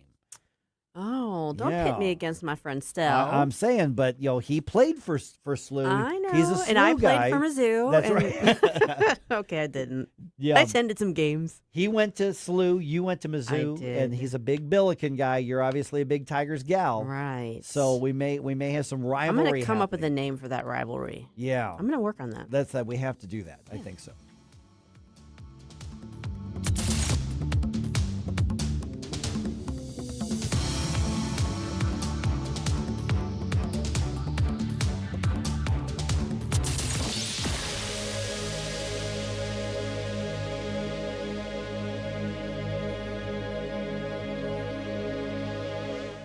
Tired of settling for generic fishing gear? Say hello to Bullseye Bait and Tackle, O'Fallon's one-stop shop for serious anglers. Live bait, premium tackle, rods, reels, and an unbeatable selection of lures from top brands like Megabass, Zoom, and Berkley. Whether you're after bass, catfish, crappie, or bluegill, they've got the gear to help you land the big one. Plus, their expert team, led by Mark and Liz, provides rod and reel repair services. Bullseye Bait and Tackle, 266 Fort Zumwalt Square, or at bullseyebaitandtackle.net. Dude, this house is perfect. Crumbs everywhere, sticky counters. I've already texted the colonies. Sweet. I'll bring my 500 cousins. This'll be the biggest ant rager of the summer. Let's party! Wait, what's that sound? Oh, no, it's those trucks with the green wheels. Party's over, man. Party's over. This is Derek, the owner of All Solutions Pest Control. We'd love to help you out. Give us a call today at 636-486-7888 to learn more about our special $67 offer. If a pest-free home is your goal, call All Solutions Pest Control. Hey, Jamie Ullman here for Window World. Did you know that Window World offers a lifetime warranty that covers all parts, glass breakage, and labor? They are one of the only 2 replacement windows with the Good Housekeeping seal of approval. Window World St. Louis has been owned and operated by a group of born and raised St. Louis residents for more than 23 years, and now Window World is offering 36 months same-as-cash financing with approved credit. Call them today, 800-GET-WINDOWS for a free in-home, no-pressure estimate. That's Window World at 800-GET-WINDOWS. KLGY HD3 Clayton, K270BW Belfast, KNBS Bowling Green. This is News Talk STL at 1019, 94.1, and always streaming at NewsTalkSTL.com. News this hour from Town Hall. I'm Rich Thomason. The latest developments out of the volatile Middle East. President Trump says the pilots involved in a U.S. helicopter crash near the Strait of Hormuz are okay. The pilots are fine, yeah. And nobody injured. The New York Times first reported that a U.S. Army attack helicopter went down near the strait in unclear circumstances. The crash came after Iran and Israel exchanged fire, imperiling talks over solidifying a shaky ceasefire in the Iran war. President Trump insisted that an Iran deal is coming. If we go and bomb, which we can do very easily if we want, and we spend another 2 or 3 weeks bombing, they'll have nothing left whatsoever, but you won't have the strait open for months. If we do the bombing, a lot of people are going to be killed. Who wants to do that? I don't. And we'll have a signed document that's actually stronger than doing the bombing. I'm Haya Panjwani. Maine's closely followed U.S. Senate race is among contests being decided in today's primaries. Voters are also going to the polls, casting ballots in primaries in Nevada, South Carolina, and North Dakota. Looks like 2 Democrats will face off in the Los Angeles mayoral runoff. AP has called second place in the L.A. mayor's race for Nithya Raman over Spencer Pratt. Spencer Pratt had a lead over Raman on election night, but ever since then, in every single update, Raman had been gaining on Pratt. Raman got the lead on Sunday night, but just by a few thousand votes. That lead grew on Monday night, which is why we called the race. Correspondent Stephen Olemacher says the second-place vote-getter will face incumbent L.A. Mayor Karen Bass. The death toll has risen to 101 in the Ebola outbreak in eastern Congo. 550 cases of the disease were confirmed as of Sunday. Watching Wall Street, the Dow futures are up 105 points. NASDAQ futures ahead 271. The S&P futures 34 points higher. More on these stories, townhall.com. It's finally happening. The Fed is making a change in leadership, and that could have a profound impact on the value of your retirement. When interest rates go down, the value of precious metals like gold and silver can surge. Call Advantage Gold right now at 800-900-8000 and get your free gold and silver investor guide, a $49 value, plus a free copy of Ken Rogoff's insightful book, Our Dollar, Your Problem. Inside, you'll get honest information about gold, silver, and other precious metals, so you can explore your options with clarity and confidence. Our specialists can help you open a new account or transfer funds from an existing IRA, tax and penalty free. Markets can turn fast, but gold has maintained its value through every cycle, often holding strong when other assets falter and when the dollar weakens. Are you positioned? Don't miss this opportunity. Call Advantage Gold now at 800-900-8000. Results may vary. Consult your financial advisor before investing. Call 800-900-8000. That's 800-900-8000. From the News Talk STL Weather Center. I'm meteorologist Shan Scotch with your First Alert forecast. We've issued a First Alert weather day. That's going to be set to go from Tuesday all the way through Thursday. So yes, today going to be primarily focused on some dangerous heat. The heat index up to 107, up to 104 into Wednesday and 105 into Thursday. Wednesday afternoon and Thursday afternoon could be looking at some potential strong to severe storms once again. But going to be tracking this heat looking to fall off as we head off into Friday. Still seeing some chances of some showers and storms this weekend. In the First Alert 4 Weather Center, I'm meteorologist Shan Scotch. This hour of News Talk STL brought to you by Window World of St. Louis. For replacement windows, doors, and siding, call 800-GET-WINDOWS. That's 800-GET-WINDOWS. Mike Ferguson here. Retirement should be a time you can relax. No more stress from work. But there's one thing you can't forget about when retiring. That's your money. Do you have enough saved to fund your income for life and keep up with inflation? How will you claim your Social Security benefits? And what about long-term care? The ClearPath Wealth Management Group at Stifel is here to help answer all of these questions. You can hear their latest views on the markets and investing during On the Money, hosted by Stifel financial advisors Bob Stockdale and Eric Robert, every Saturday morning at 9, right here on News Talk STL. They can help you get organized, guide you through critical retirement decisions, and create an investment portfolio designed around your needs. To schedule your free retirement plan consultation, go to clearpathinvesting.com. That's clearpathinvesting.com, or call 636-695-2650, 636-695-2650. Stifel Nicholas and Company Incorporated, member SIPC and NYSE. Mike Ferguson. I don't know how to put this, but I'm kind of a big deal. Susie Moore. They look very aggressive. I think they want to beat me up.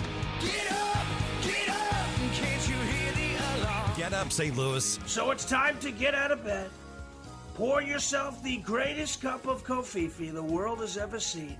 Rise up with one voice, drain the swamp, and take back our country. Today's the day we're going to do it, and it's time to do it right now, believe me. Mike Ferguson in the morning on News Talk STL. All right, this is one of those Deep in the Woods programs that the federal government has that we're about to learn about. Mm-hmm. Okay, and the complaint is that it's allowing foreign workers to replace American ones, which you can do. There's a right way and a wrong way to allow some of those things. There are even times where there are businesses who go, but. This isn't any of that. This is a program through Department of Homeland Security that I had never heard of until 36 hours ago. Mm-hmm. So we're going to talk about that. Also, the Supreme Court still has some remaining cases and a couple big ones here as well. Our friend Mike O'Neill from Landmark Legal Foundation joins us right now. By the way, I just want to point out that here in a couple minutes, we're getting so many people commenting on what's happening with Festus and this recall vote. And we haven't even talked at all today about whether the data center thing is good or bad. This is all about the process of holding government accountable. And then, as you put a little bit later, but we also need to safeguard against mob rule as well. I'm not saying that's what's happening in Festus, but that's the bigger picture. So 720, let's dig into that just a little bit more. All right, Mike O'Neill joins us once again. Okay, so Mike, when I read your article on this, your op-ed on this, I had never, ever heard of the optical practical training program. And I'm like, well, that sounds really wonky and in the weeds. Nobody's going to care about that. Then I'm reading, I'm like, oh, wait a minute. I think people might care about this. It has to do with the Department of Homeland Security.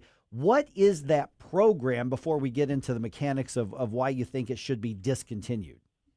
Right. Optional practical training is a program. It's a jobs program for for foreign students who are here under their F1 visas. So you come here as a student from wherever, England, Brazil, France, whatever. You're enrolled in a university. You're admitted into the United States. You're here present under an F1 student visa. OPT was originally designed to allow those students to obtain practical job training while enrolled as students. So you might do an externship or something like that. You enroll in the OPT program to allow this. What happened was over the years, and lobbyists, et cetera, pressured what was originally the Department of Justice, now the Department of Homeland Security. It's kind of morphed into this program. They expanded the program as government programs do. They inevitably, they never contract, right? They never go away. Mm-hmm. They always expand. It's almost a rule of physics. And expanded into a new component called post-completion OPT, which allows students who are here on their F1 visas, foreign students who completed their studies, graduated from college, university, obtained their graduate degree, go out and work in the workplace for up to 3 years. So you graduated from college, you're no longer a student, you're here ostensibly under the F1 visa, which provides that you can only be here to maintain solely for, the statute says you're here to solely pursue a course of study, but you're not pursuing a course of study. So you're not here pursuant to the statute, but you're kind of in this administrative limbo program that was created not by a statute, not by Congress, but by the Department of Homeland Security. And you're allowed to stay here for up to 3 years. Now, what happens is in STEM jobs. So if you have a degree in chemical engineering, for example, you're allowed to stay and and be employed for whatever company you want to be employed for, or whatever company will employ you for up to 3 years. Now, it's problematic because it's not authorized by Congress. And we always talk about this repeatedly with you guys. I talk about the importance of separation of powers. Congress is the body that has the constitutional and the statutory authority to set the conditions by which individuals can come from other countries and retain employment here. Think about the H-1B visa program that everybody talks about, which is a lot of frauds being exposed on it, but that's another conversation. But H-1B visa program is the program for foreign workers to come into the United States. Those are for specialized workers. This is kind of an alternative that the DHS has created to allow these students to remain in the country. And again, the problem is, number one, it's not statutorily authorized because they're not students anymore. And number two, these individuals, these are recent college graduates, so they're competing with our American college graduates for increasingly scarce jobs. We know AI is taking a lot of these tech jobs already. Some of the top highest unemployments for recent college graduates are in these kind of tech jobs, computer science, computer engineering. So there's scarce jobs to begin with AI and just the natural inclination of this. And so they're forced to compete with American workers are forced to compete with these companies who are recruiting STEM work or OPT workers. Now, one other problem with it is, or not one other kind of seductive lure for the companies is they don't have, in a lot of these instances for these post-completion OPT employees, they don't have to pay employment taxes. So you're operating, if you're a tech company, for example, you're Google, who are you going to hire? You're going to hire the cheaper worker who's also beholden to you because their employment is contingent on their presence in the United States. They have to be employed by you, so you have considerable leverage, or the American worker who you might be bound to. So, of course, tech companies love this, but it's not good for American workers. It's not statutorily authorized. The Department of Homeland Security should rescind it. One last thing, you guys, which is important in this, and this just came out about a week ago, is that there's a lot of fraud in the program. Todd Lyons, who's director of ICE, had a press conference where exposed about 10,000 incidences that they'd identified of fraudulent jobs, of fake credentials, fraud. So not only on top of all the other things I've been saying about this, why it's a bad program and the DHS should cancel it, it also happens to be rampant with fraud, which is another reason why you should get rid of this. And I think it's pretty clear. Department of Homeland Security doesn't have to do a lot. They could cancel it. They have to go through the Administrative Procedure Act to do it. They don't have to go through Congress. It doesn't take anything like that. DHS has the authority to implement this ostensibly, then they have the authority to revoke it. Well, Mikey led right into my question. Sure, okay, they implemented the program. They should have the authority to rescind it, assuming they go through the process correctly. But the second that they do, the lawsuits will be filed. That's what we're seeing throughout the past year and a half of the Trump administration. No agency, nobody in the administration can blink without there being a lawsuit filed over it. So what is the We can just hire them to build UFC cages. There we go. Okay, never mind. What is the devil's advocate point of, you can create this program, but you can't take it away? Yeah, that's an interesting point. So there's kind of two arguments with this. It has been challenged in courts, and the courts have ruled that the Department of Homeland Security has the authority, the D.C. Circuit, and this was pre-Loper, so this was pre-major questions doctrine. And you get a little lawyerly here, so there was some deference to the agency's authority there. So there is a very strong case, and we lay this out in a petition for rescission where we lay out all the legalities of it. There's a very strong case to say that the statute doesn't support this program. Again, F-1 visas are for students. These individuals are no longer students. So, but a court has ruled contrary to that. Ruled it before Loper, so it was kind of deferring to the agency with that. That being said, if a court concluded that the DHS has this broad authority, this is really kind of technical lawyering here, but I'm getting into it a little bit.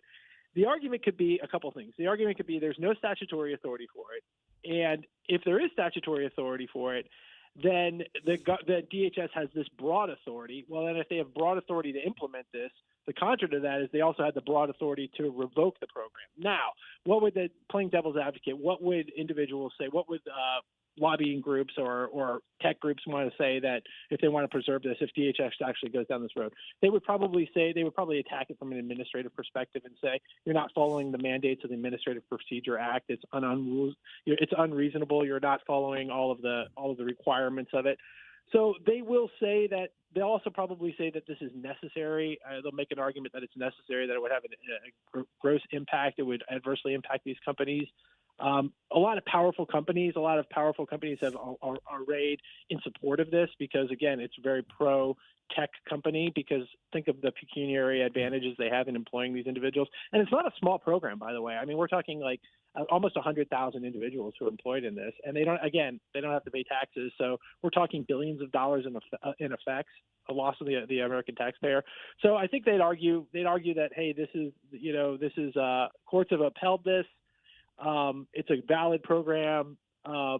They'd have to argue out of two sides of their mouths. If in doing that, they'd argue that DHS has the authority to operate it. Well, if they have the authority to operate it, this broad authority to operate it, then they also have the broad authority to rescind it. So you see what I'm saying? It's kind of a lawyerly kind of kabuki dance here, but I think there's some really important legal arguments, and I think DHS will be on a strong legal case if they did revoke the program. Okay, we're visiting with Mike O'Neill from the Landmark Legal Foundation, and I'm assuming your write-up on this is up on the website as well. I mean, I took it off the newsletter email, so landmarklegal.org, right? Right. Exactly. Yeah, that. And just got a minute or so left. Obviously, we don't know when the Supreme Court's going to hand down the remaining decisions that they've got for this term. When they do, you can know because Susie will be glued to her computer screen when they get the announcement that the hand-downs are going to happen. But give me just the last minute or so, maybe one of the big cases that really are kind of have your attention that you're waiting to see what the Supreme's going to rule. And then we're going to be able to cover them all. But what's like one of the big ones that we're still waiting on? Well, I would talk about the birthright citizenship case, but I think what's more appropriate now is the Watson versus RNC. This is the mail ballot receipt case. This is the case that decides whether states can accept mail ballots post-election day. I think this is a really important case. Look at what's happening in California when these mail ballots are permitted to trickle in days and even weeks after an election. It just opens the door for all kinds of malfeasance. So I think Watson versus RNC is a critical one. I wish that it had come down about a month ago, but it's coming. It's probably coming down in the next couple of weeks. Look for that decision. The court's going to say states cannot enact laws that permit the receipt of mail ballots after Election Day. All mail ballots have to be received by Election Day. That's if you have a law in the states that allows otherwise, it conflicts with federal law, and federal law takes precedent over state law in this context. So Watson versus RNC is one to keep your eye on in the next week or so. All right, Mike, good to chat with you again. We've already tagged you on social media. Once again, let's give out the website for people can check out. I recommend people sign up for your newsletter, your alerts as well. That's what I get. Yeah, that's great. Thanks. Landmarklegal.org. Just check it out. You can see the petition, and you can see our press release on this, our executive summary. There's all kinds of good information talking about why DHS should rescind the post-completion OPT program. Awesome. Thanks, Mike. Thanks, y'all. Have a great day. You too. All right, we've got to talk about the situation in Festus. Did the city council and the mayor do the right thing by blocking the recalls from going on the ballot? We're going to dig into that more here at 7:20. Stop right now. I've had enough of this. Turn my eyes to your indifference. Stop it right now before you blow us all away. Mike Ferguson in the morning. I like it, but they're going a little overboard with the dancing. On News Talk STL. This is your curtain call. Get up, get up. Colombo and Company. Tuesday is Election Day in Maine, and they're still counting votes in California. We'll discuss the latest. Plus, we'll be joined by Susie Moore and AI expert Mike McCleary. Live and local weekdays at 2 on News Talk STL. Hanson's Tree Service at hansonstree.com is your one-stop shop for expert insured tree care and more in the greater St. Louis region and at the Lake of the Ozarks. Visit hansonstree.com for 24/7 emergency tree care, grinding and land clearing, awesome organic mulch, green resource recycling, and more. Tim Jones here to tell you that whether you're dealing with old man winter at your home or business in the St. Louis region or preparing your lake home for spring, call Hanson's to help you out. No job too big or too small. Mention News Talk STL. Receive 10% off all tree care services. hansonstree.com, hansonstree.com. Hey, this is Chris Arps. If you enjoy a good cigar like I do, check out Dorset Cigar at 11396 Dorset Road in Maryland Heights. They'll help you find the perfect smoke, and they have a fantastic premium selection. Mention promo code NewsTalkSTL for 7% off. Visit DorsetCigar.com. Colombo here for my friends at Bluff City Outdoors in Alton. The knowledgeable staff at Bluff City has served the St. Louis outdoor community for decades, and they can take care of all your bow hunting needs, all your trapping needs, all your fishing needs, and more. Plus, while you're there, you can schedule a trip with a local fishing guide and shoot in their archery range. Bluff City Outdoors is open 7 days a week, 1 mile east of Fast Eddie's at 2813 East Broadway in Alton. Follow them on Facebook and at bluffcityoutdoors.com. Staff's Pizza, you know the name. They're famous for their St. Louis-style pizza, but don't forget their party platters for any occasion. Steph sandwiches, pasta, and pizza are always a big hit at any get-together. And the party platters make it easy. 4 great locations: St. Peter's on Juggerman, in St. Charles on Zumbell, Pond Ford Trail in Lake St. Louis, and the original Stephanitas in O'Fallon. Check them out at stephspizza.com. And remember, tonight's a good night for Steph's Pizza. This is 101.9 and 94.1. I have to tell you, if this is how they're going to behave, I'm rethinking my position. News Talk STL.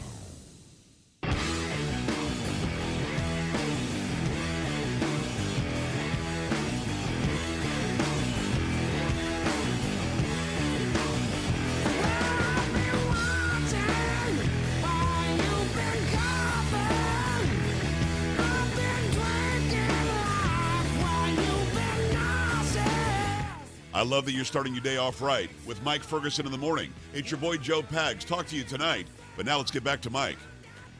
It's been really interesting how this kind of discussion with what's happening in Festus has ballooned into so much of a bigger picture. Yeah. We have not actually had a single word this morning as to whether data centers are good or bad. No. Not this morning. I can fix that. Yeah, but I mean, that's where the whole thing started. Yeah, that's what it's about. Yeah. The underlying, right? But it's also about government, right? This is a much bigger picture. And you used a term a little bit earlier that nobody likes to hear, but I think needs to be incorporated into this. And mob rule is the colloquial that I think a lot of people miss in the discussion. So 314-912-1019 or shoot us a note on the social media chat stuff. Here's where I want to go. Obviously, you've got the who's right and who's wrong in Festus. The people activist group, they come up with the petitions. They get the petitions cleared. They go get the signatures. The signatures are verified. The county clerk says, you have valid signatures, enough of them per state law to refer this over. I thought the county clerk, being the chief elections person in the county, just put it on the ballot. No, turns out a city election, the city council has to decide to put it onto the ballot or not. There's another step to the process. I didn't know that. Neither did I. I when I was in office, we never had that. It never happened. Now, I wasn't in office all that long, but we never dealt with that when I was in office. And the city council says, we're not going to put this on the ballot. Now, did they say, I don't want to face the voters? Well, maybe there was some of that. I don't know. They didn't say that. But what they did is they said, we've got two different attorneys. One, the one that was hired to represent the mayor and the city council. So he's obviously going to fight for his clients. That's Chuck Hatfield. And then the city's attorney says, I agree with him. And I thought it was actually very smart for the city council members to say, we're going to make it public what his advice is to us. Behind closed doors advice, we're going to make that public. And his argument was, I think that the attorney hired by the mayor and the city council members privately is right. And that this petition, the way it's written, does not follow state law. The purpose of your recall or the reasoning for your recall is not one of the three reasons state law allows a recall. Therefore, you're opening up the city to a tremendous amount of litigation, not even just whether or not the question should be on the ballot, but let's say the recalls were successful, then you got the challenge as to whether the recalls were valid in the first place, and then you're possibly looking at an election being overturned. And so then you get the question, well, wait a minute, but aren't the people speaking? Or are you denying them the right to speak in a recall election? Mm-hmm. That's a fair question. Sure. You know, now the people speak in every year in the municipal elections as it is. And so that comes down to the balance of all of this and the checks and the balance. We want to always know that we've got the checks and the balances over the government, but nobody likes to hear, but maybe the system has a check and a balance on people as well. And we don't like to hear that. Maybe that's right, maybe that's wrong, but we don't like to hear it. Well, there's lots of things we don't like to hear. Right. I think something that's being kind of lost in our discussion of this, too, is, okay, like you were saying, like you didn't know that there was this added step where the council actually then had to vote whether or not to put it on the ballot or not. And I've been in elected office, and I didn't know that. Well, right. But how did that provision get in there? Right. Someone chose to include that provision in their city charter. Is it the city charter? Well, they're a third-class city, so they're not a so there's no charter. City. So this would all be under state law. State law. Yeah. Okay, but so someone somewhere along the line decided that cities of this nature have this requirement. Mm-hmm. If you don't like that, you can push to change that as well. Right. And that would have been written into law by somebody who was elected across the state. Correct. And again, you have the final say in who you elect. What you want to be careful of is setting up a situation where, I'm going to analogize it here. Bear with me. Sorry, I don't have all my coffee yet. Okay. Do we want a sitting president to be dealing like all the time, constantly with lawsuits against him personally, her personally, impeachments?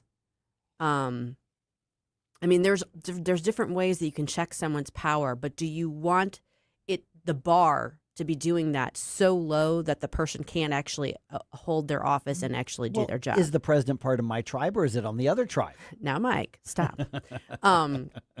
Taking yourself out of tribalism.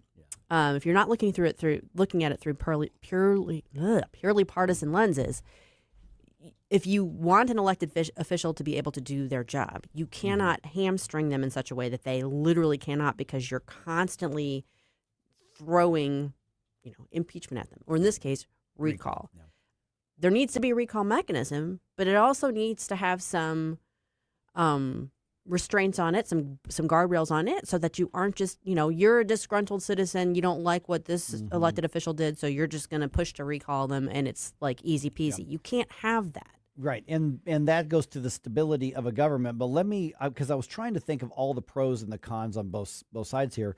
One of the things that I think when you elect somebody, they are the hired help. Mm-hmm. You are electing them to take care of business for the city, so that you can go live your life and not worry about that. What you're hiring, part of what you're hiring that person to do is make a lot of legal agreements, purchasing agreements, hiring agreements, mutual aid agreements. You're talking about them digging through things that you just don't have time. It's not, you hire them to do it. Okay. If there is a constant threat of somebody being thrown out because voters got mad at them over a vote or a policy, you've got a lot of city or county or whatever business that's going to be really difficult to get done at some point, because if you've got an unstable or instability in government, then you can't do some of the functions that government is supposed to, the legitimate functions. Almost every government has illegitimate functions that they should not be doing in the first place. So that's one side of it. But I agree there should be a recall, but it should be narrowly tailored, especially at the municipal level when you're hiring volunteers for 2 years. Well, that's a good point, too. You're hiring volunteers for 2 years. Now, there may be a little stipend or something.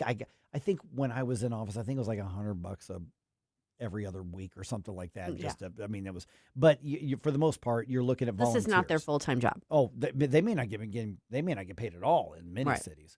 But that doesn't change when you put yourself on the ballot and you get elected, you're taking on a responsibility. Yes. But the law itself says if you're not embezzling or committing crimes, if you're not showing evidence of incompetence, meaning a Biden-esque, you don't know what room you're in and the Easter Bunny tells you where to go, or you have failed to enact your duties. For instance, you don't show up to meetings and you don't vote for weeks or months on end. Right. Things like that. Then, you can be recalled. What the law, as is being argued in Festus, and we may get some clarification from the courts on this, is they're saying, I don't like how you voted. I don't like that deal you made. That's not, under Missouri law, a reason for a recall. That's what elections are for, is basically the way the law is set up. Right. Now, is that good? Is that bad? I mean, at some point, does somebody vote so poorly that they're like, okay, we just want to get rid of this guy or this gal, whoever the case is. But then it gets to, well, wait a minute. They were elected. Throw them out next time. Now, I suspect there's going to be a massive campaign against Mayor Richards and the three council members. Absolutely. If there's no recall vote, there's going to be an organized, funded campaign to throw them out of office. Well, that's the way it's supposed to work. Yes. You've pissed off the voters, enough voters, so long you have to defend your position to be there. That's what the elections are for. That's why they're every 2 years. Same thing with Congress. Same thing with state representatives. Yeah. That's the point. So it is kind of fascinating that while the spark for all this comes from the data center debate, what it really is kind of like a deep dive into local municipal governance and separation of powers and, good civics. Yeah, precisely. I know we're getting a lot of comments on this on social media, Jerome. I know a lot of people are weighing in on it. The conversation is not about this.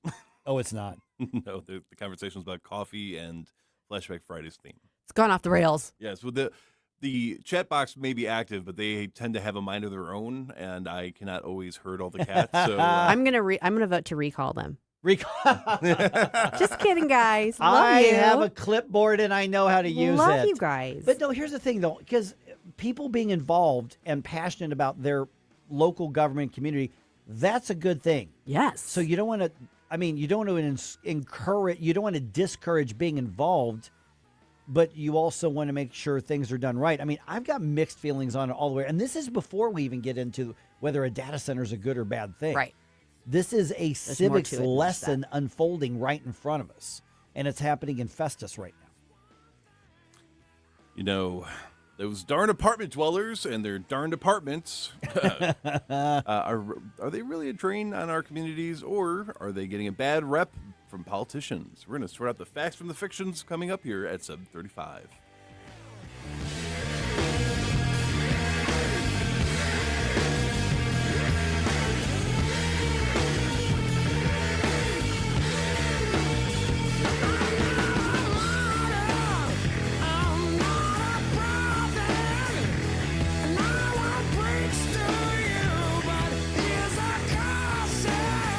Ferguson in the morning. This is like giving you a bowl of doggy dew, put a cherry on top, and call it a chocolate sundae. On NewsTalk-STL.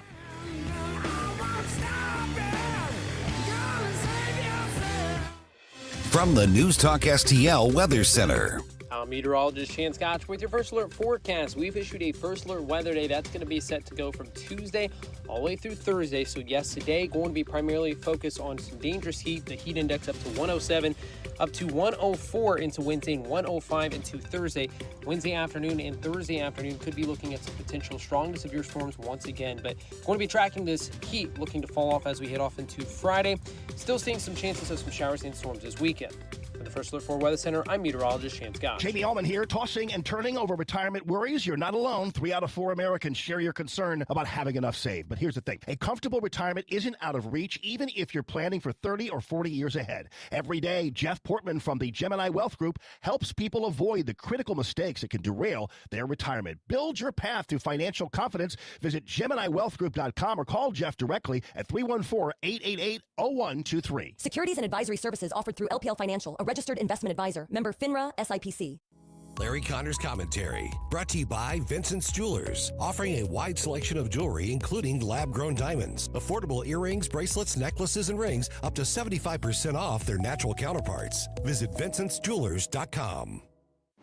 This is Larry Connor's Commentary on News Talk STL. There was a time when comic books were for kids. Harmless entertainment, funny characters such as Tom and Jerry, Popeye, the Roadrunner, superheroes, Batman, Superman. Comic books were treasured, shared by kids, all harmless entertainment. And now they are tools of the woke. Propaganda messages buried in brightly colored pages.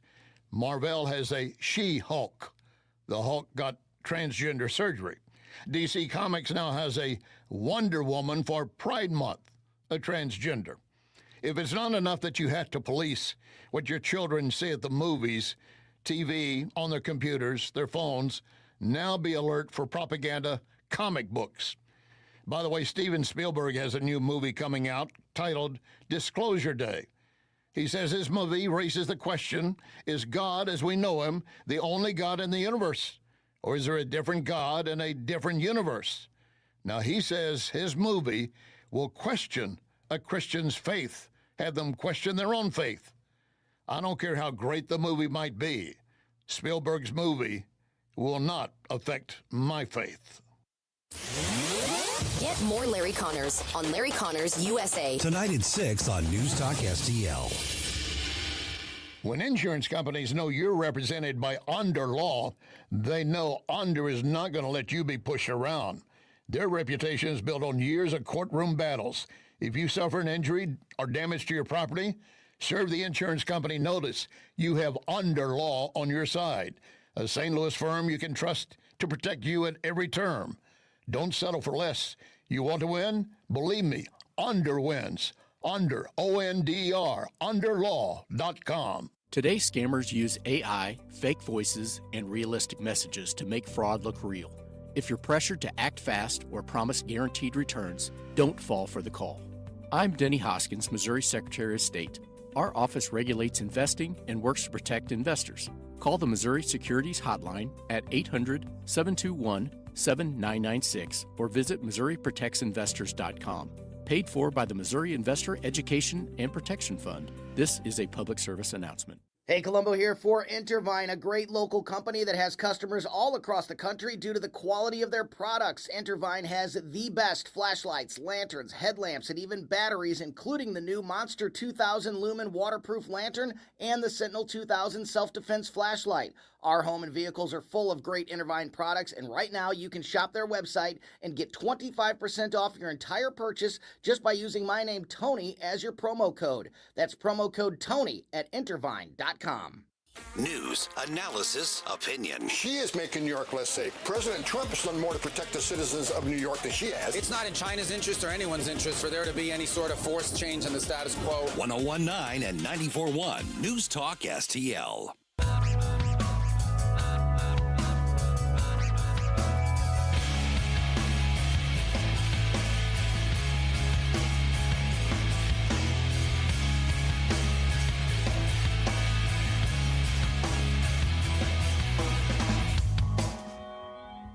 The Mike Ferguson Show is one of my favorite programs.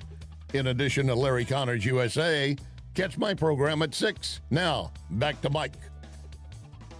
Okay, so it's not really a war on apartments, but a lot of candidates and elected officials around here say they want to stop more apartments from coming into town, and they got some bad things to say about how many apartments are already here.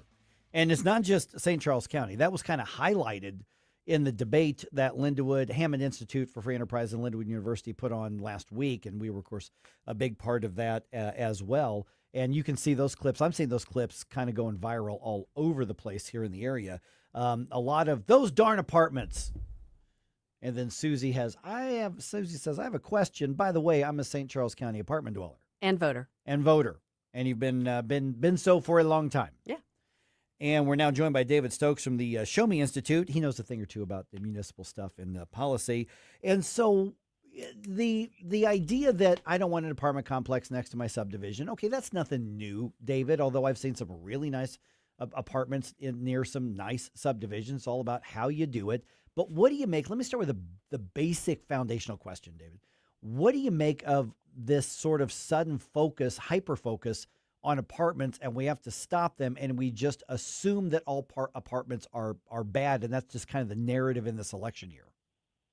I find it strange, and it's certainly as you led with, yes, this issue's always been out there with zoning and growth and suburbanization. It's been out there, but perhaps in response to the very high cost of housing in the United States, and to a lesser extent in St. Louis, because our housing is affordable here, and that's a good thing. But perhaps in that response to that, we want more housing options for people. That's a good thing, and that those housing options include apartments for people. And perhaps because we're getting more apartment proposals in fast-growing areas like St. Charles, you're getting more opposition to it, and it seems very strange. There's nothing wrong with apartments.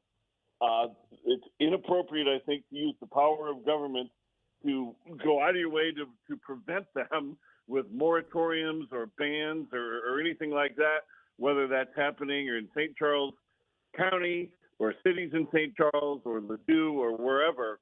But indisputably, it's been a growing area the last year, and I find it strange, and I also find it, in simplest terms, wrong. I mean, the frustrating aspect of it is you find people who would generally strongly support property rights, and suddenly when it's the right of a property owner to build apartments on their own property, it's like everybody comes out and says, well, suddenly we can tell you to do what we want with your apartment however we want to. So that's the frustrating part about it. David, I feel like there are, don't listen to her. She's an apartment dweller. I've been both a homeowner and an apartment dweller in St. Charles County. I feel like I had to do that. I'm sorry. Anyway, can't do anything with that guy. There are strong arguments about this strain that if you're overbuilding, obviously that puts on the infrastructure.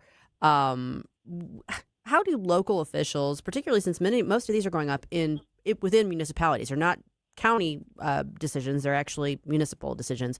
But how do municipal leaders strike that balance between, you want to encourage growth, but you don't want to grow too fast and you don't want to grow in the wrong way? Well, historically, and we're celebrating our 250th anniversary as a country, and until about the last 20 years, we didn't subsidize many things, and we need to go back to that. And that's how municipal officials would think. So many of these apartment complexes, whether they're mixed-use developments or whatever they may be, not all of them, but many of them come with tax subsidies, granted out tax abatements. And this is throughout the whole area. I'm not picking on St. Charles or wherever. So then you get these new apartment buildings that generate traffic and all those concerns, and they don't generate the taxes to help address those concerns. So the easiest thing at the municipal level is for people to stop the tax abatements for it, and then we can address the problems they cause, and problems in air quotes, things like traffic and the like, being that the new development generates taxes, and you take those taxes to help develop the infrastructure to deal with that growth. And that's how St. Charles operated for many, many years, and very, very successfully. And that's the model that the whole region should be following. Stop the subsidies, take the new taxes, and invest in the infrastructure to address it. Yeah, I want to dig down a little bit deeper on that, because another aspect of what some, and again, I'm not right now people are looking at St. Charles County, but we're seeing this, like you said, in St. Louis County. We're seeing it in Jefferson County. We're seeing it all over the place. Is that among those arguments, the roads is a big one, David, absolutely. Others are saying, well, there's a lot of young families, a lot of kids are going to school district, but they don't pay property taxes. And so therefore they aren't contributing, and taxpayers are left on the hook for them not paying their fair share, essentially. I'm putting words in their mouth, but that's essentially what they're arguing. And truly, there's a lot of people who are starting off their careers and they're having their kids and they're living in apartments and rental housing. But the argument is you're not putting in what you're getting from the services, even if you're middle income or even upper middle income. And that's one of the arguments. I don't think the necessarily the economic reality bears that out unless there are those tax abatements involved in that take out the property tax aspect. Right. So to start with, let's leave the abatements aside. The abatements are a problem. Beyond that, no, I do not agree with the economic argument. And I know you were just putting it out there, not saying this yourself. I don't agree with the economic argument that renters don't pay their fair share. I mean, just because they don't directly pay a property tax or a real estate tax through a bill, they're paying their real estate tax through their rent. Like the apartment owner, the building owner is paying rent. And if it's a commercial development, as most of the larger ones are, they're probably paying more taxes than single family homeowners are, based on a percentage of the value at least. So I don't agree that apartment owners or apartment renters don't put their fair share into the public services. I'm sitting here talking to you from my house in University City, and yes, where I live is a single family home neighborhood. But just to the block north of me on Delmar is a lot of apartments. To the block south of me on Pershing is a lot of apartments. And I can tell you that my family and I have never ever looked around the neighborhood and thought, you know what, we live by too many apartments. Like it just doesn't come into play. And I do find the reaction to this strange. And yes, St. Charles seems to be where we're talking about it now. The excellent debate you guys hosted a week ago, talked about it a lot, but it's happening in the whole region. Ladue has a debate on one going on right now, which is really riling up that community. And if you're going to rile up a community, Ladue's a heck of a one to rile up. And it's just an issue going on. But we all want places with young families to have nice places to live. We all want young families to be able to have affordable places to live.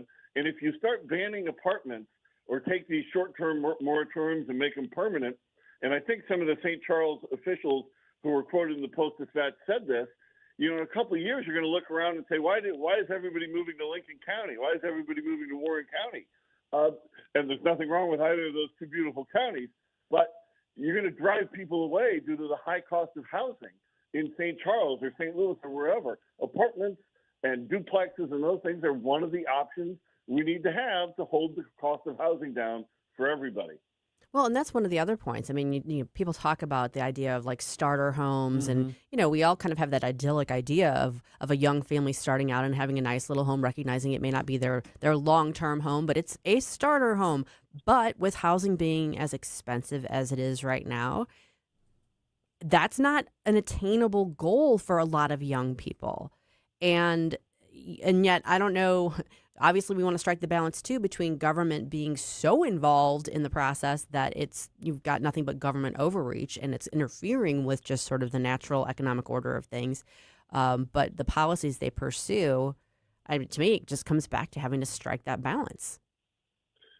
You do have to strike that balance. There are legitimate infrastructure issues that cities and counties need to plan for, sewers and water and roads and sidewalks and the like. And that's legit, but going too far into this, we're going to ban them, or these moratoriums become bans. That's a real problem, and you see that in the Ladue debate right now, where there's a proposal to put apartments just south of Hilzinger on the west side of McKnight. It's in an old industrial area. It's now, and I'm going to get to a legitimate concern about it in a second, but. It's not like it wasn't a single-family neighborhood that's being converted to apartments.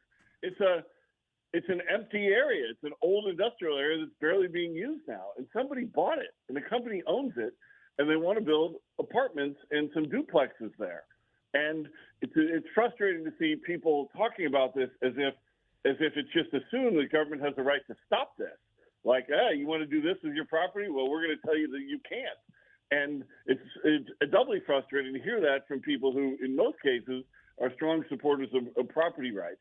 And I live in this general area, mid-St. Louis County, and I want more housing options for people of all types, including affordable ones in this region. And apartments are one way to do that. Now, that particular area, I think, has some legitimate flooding concerns. My friend Bob Chris at WashU has raised these, and I think that's a legitimate thing to be worried about. And that's the same thing in St. Charles County. There are parts of St. Charles along the rivers in the floodplain where development, that's a very legitimate concern about restricting some development.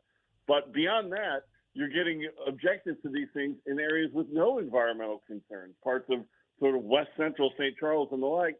And again, you start banning it all, where are people going to live? Like, you want people to be able to live in the St. Louis area, and we're going to drive them out with the idea that we need to protect every farm, even if the farmer wants to sell. That's the trick here. Yeah, and of course the supply and demand laws are very simple. You ban the construction of anything, what's the inventory that's left is going to become more and more and more expensive and unaffordable. David, I'm a little over time, but I want to ask you one more question about this, and that is the argument that my property values. Well, it does affect me. It does affect my property and my investment as well, because if you put this apartment here, then it could affect my property values there. Now, property values, when I was in elected office, I heard that as an argument for everything, and occasionally it's correct. But what's your response when they say, no, we don't want a bunch of apartments because then it's going to devalue our single-family homes, and this is our biggest investment in our life? Here's where I'm going to make everybody mad. Maybe not you two, but a lot of your listeners. It's not the job of local government to say it's to protect property values. Like, you may not want to actively do things, to go, we need good roads. We need good police. We need good things that also have an impact of increasing property values. But to say we're not going to allow supply and demand to take place, we're going to violate the property rights of people who own land or want to sell land and build duplexes or apartments. To say we're going to stop things in order to preserve some theoretical property value, I think that's, in many cases, an inappropriate use of local government. And yes, we always talk about special interests in government, and special interests, so much of government at every level is special interests fighting for their goodies, their special handouts. And homeowners, and I am a homeowner, are at the local level are probably the largest special interest group. And I think a lot of times that gets abused, and local government starts doing things that's inappropriate action. They should not violate somebody's property rights to preserve somebody else's property value. Okay, so David, if people want you to make them angrier on a regular basis, where can they go to find your work? Maybe online. They can go. This happens plenty. Trust me, I get nasty emails all the time. It's delightful. David.Stokes at ShowMeInstitute.org is my email, at David C. Stokes on Twitter, and lots of information about zoning and planning and all these issues. And I'm not a lover of zoning, but I'm a real hater of planning. And a lot of it is ShowMeInstitute.org. Thanks, David. Always great talking with both of you. Thanks. Thanks, David. All right, we've got another event I want to let you know about. Jamie Allman Live coming up Friday, June 19th. You can join him for lunch at Shorty's Diner just east of Westport Plaza from noon to 2. Watch Common Sense Radio live and take in the great atmosphere and food at Shorty's Diner. They're located in Lackland Road in the Westport area. As Shorty says, it's not fancy, it's not fat-free, it's just the way it used to be. The Jamie Allman 3 Martini Lunch will be live Friday, June 19th from noon till 2. Plan on grabbing some friends and joining us.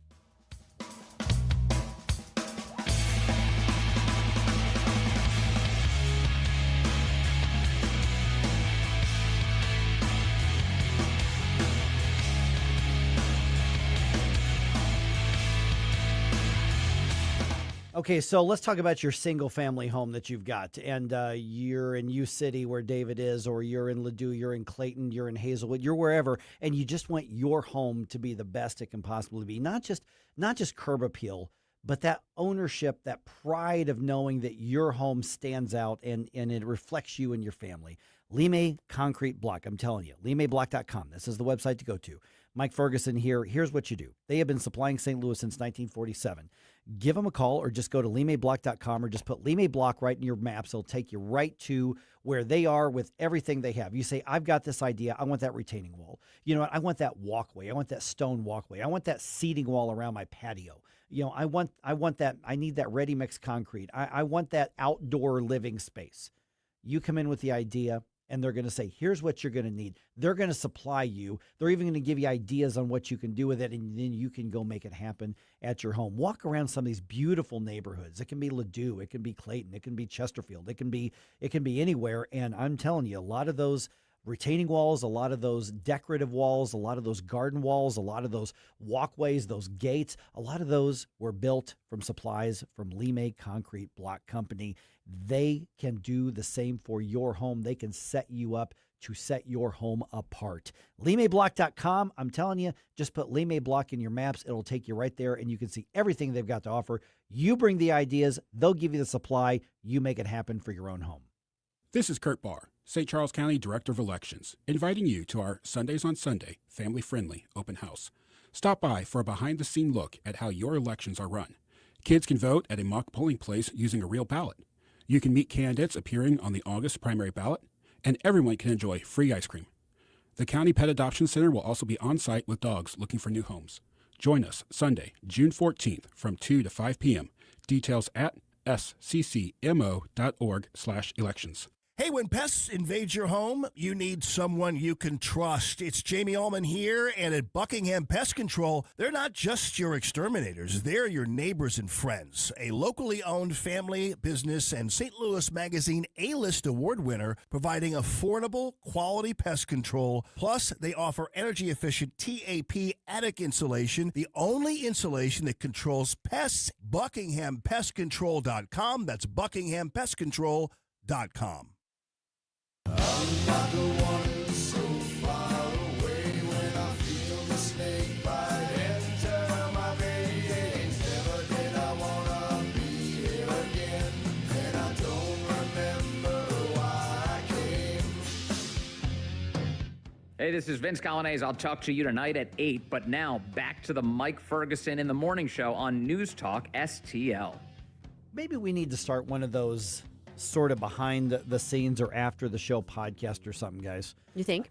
Yeah, because, for instance, the whole thing that conversation with David Stokes, which, by the way, is going to be up on the podcast here in a little bit, it opens up so many different avenues of following up with what things like Steve Ellman and Jason Law and Bill Eigel said the other day regarding the starter homes, because there's a reality of what the starter homes are and what would meet a need versus what's the dirty little secret as to why municipal governments don't actually want them. Mm-hmm. They say they want them because that appeals to young voters, but do they actually want them?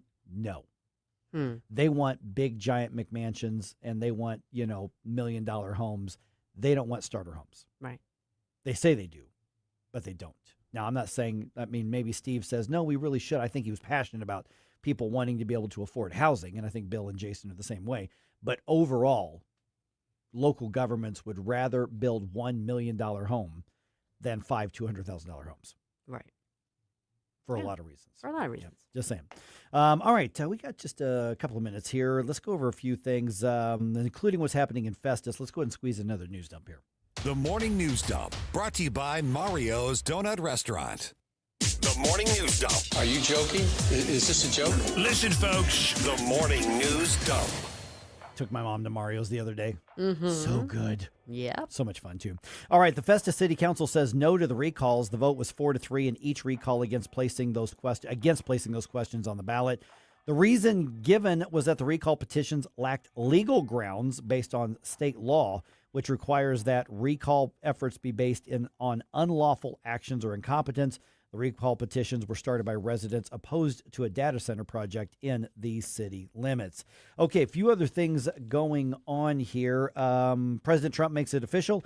He's formally nominated Acting Attorney General Todd Blanche to become the next AG. Blanche was previously confirmed by the U.S. Senate to be Deputy Attorney General at the beginning of this presidential term, but he's going to have to be confirmed for this role specifically. And it's acting attorney general, not the autocorrect on the news that says action attorney general there. Thank you. Thank you, Outlook.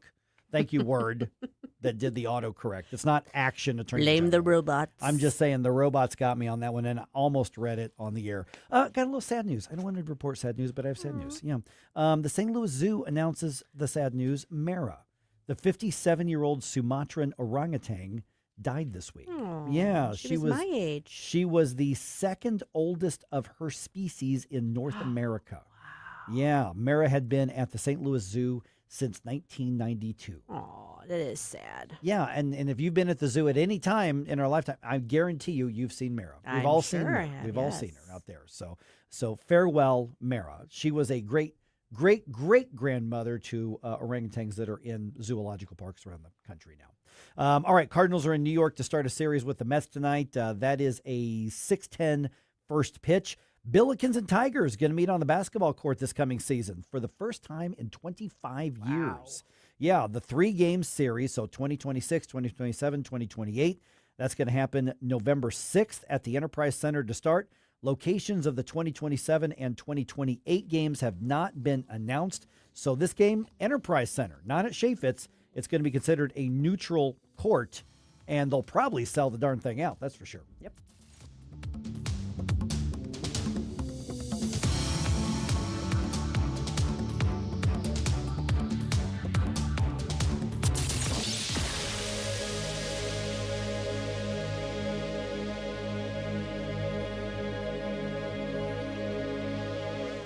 $1949, the last time a Republican held the top post in St. Louis City. A gallon of milk was 84 cents, and streetcars ran down Grand Avenue. Unfortunately, St. Louis City streets are no longer the epicenter of family and business life. In the 80 years of Democrat control, our city has been on a steady decline. Hello, Kirk Hilzinger, chairman of the Republican Party for the city of St. Louis, and we believe it is our duty to provide a different path forward. I invite you to our meetings the first Thursday of every month. Learn more at stl-gop.com. Paid for by St. Louis City Republican PAC. Curtis Farber, Treasurer. This year, America turns 250, and News Talk STL is celebrating our nation's semi-quincentennial all year long. News Talk STL, #1 for live and local Soros-free talk, with proud supporters of our 250th birthday celebration. Di Gregorio's Italian Market, AAA Motor Speedway, and American Family Insurance. 250 years strong, and we're just getting started. 1019 and 94.1 News Talk STL. The Herzog Tomorrow Foundation provides private school tuition scholarships through Missouri's new Most Scholars program to cover the cost of accessible, high-quality schooling.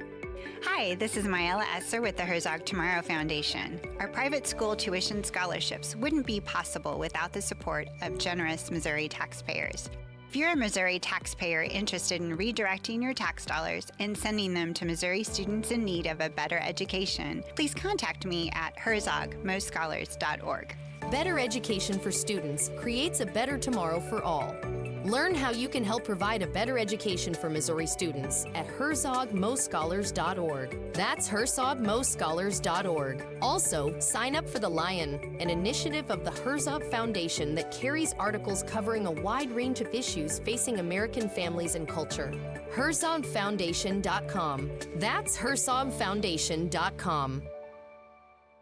KLGY HD3 Clayton, K270BW Bellefonte, KNBS Bowling Green. This is News Talk STL at 1019, 94.1, and always streaming at NewsTalkSTL.com. News this hour from Town Hall. I'm Rich Thomason.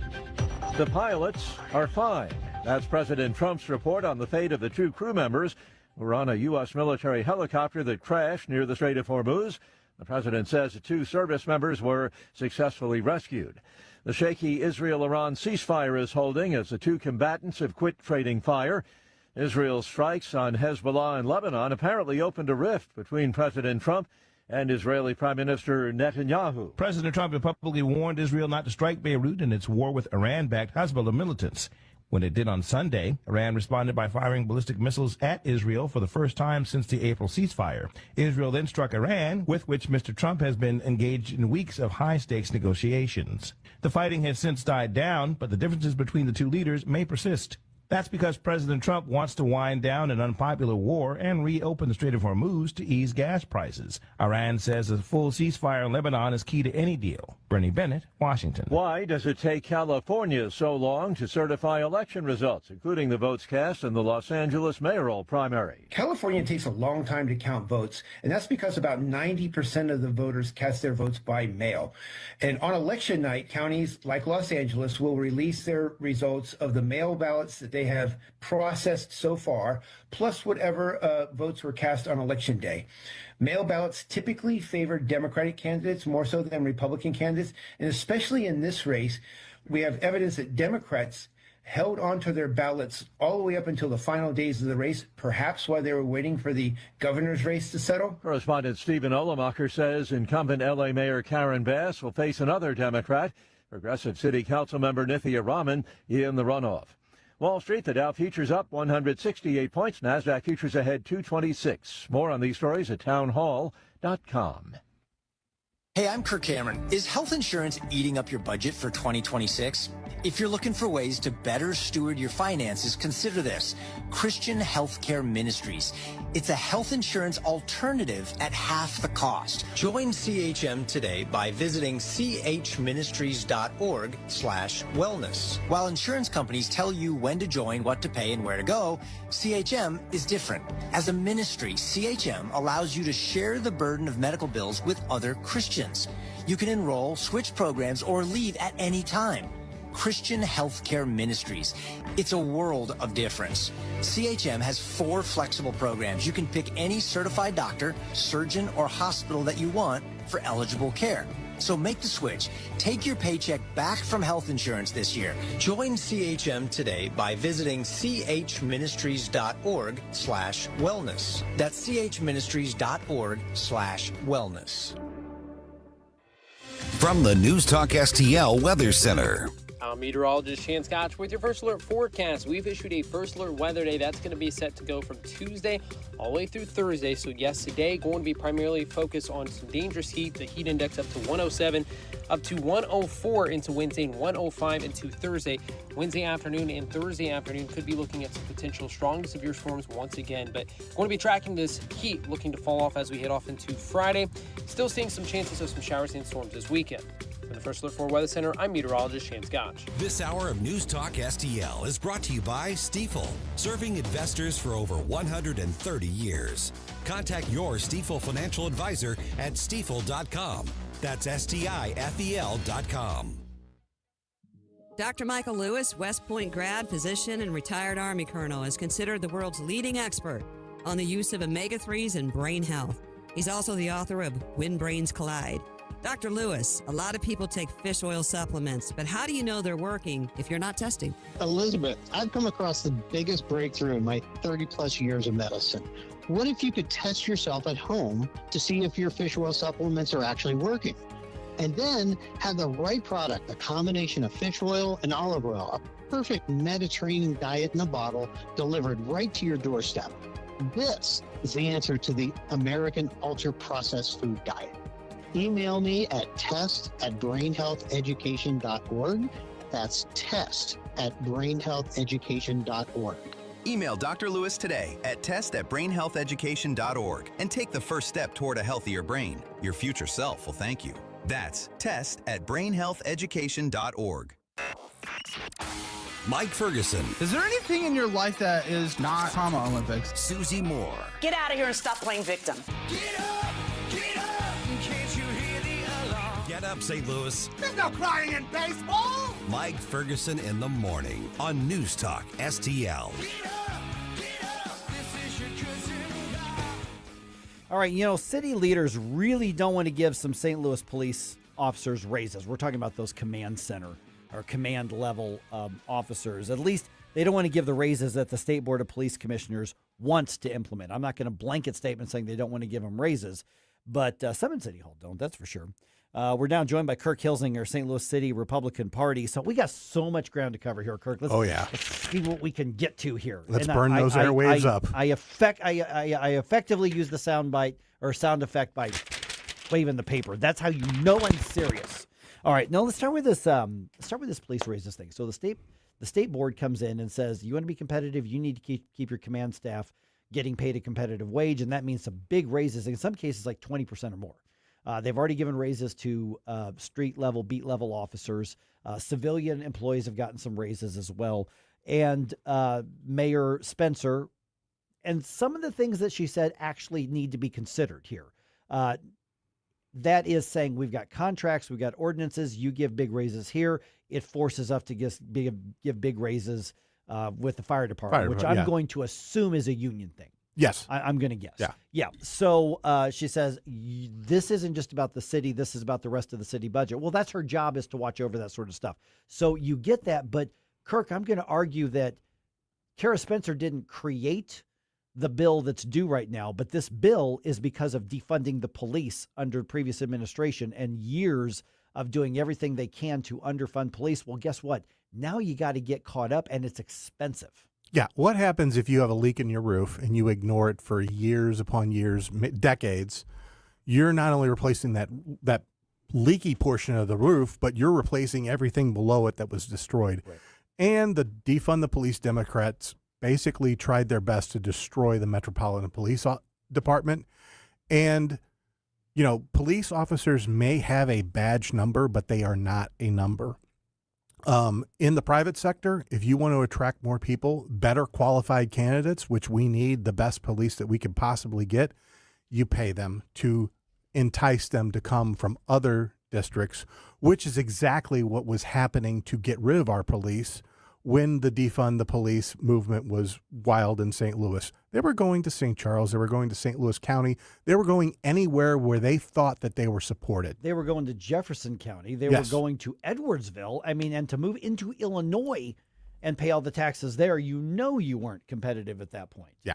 As well. So at any point they could vote on this. I suspect this week will come back up on their meeting, would be my guess. But at this point, the Board of Commissioners is going to do what they have to do. City Hall is going to say, you're forcing us to raise taxes. You're forcing us to cut services. But they were cutting services in the first place, and that's what got them into this position. So to me, instead of, and this is what mainstream media is going to say, look, this Board of Police Commissioners comes in and look at all the expenses and look at all the mess they're creating. This is evidence that the Board of Police Commissioners had to happen. The law had to change to clean up the mess, and cleaning up the mess is just really expensive and messy right now.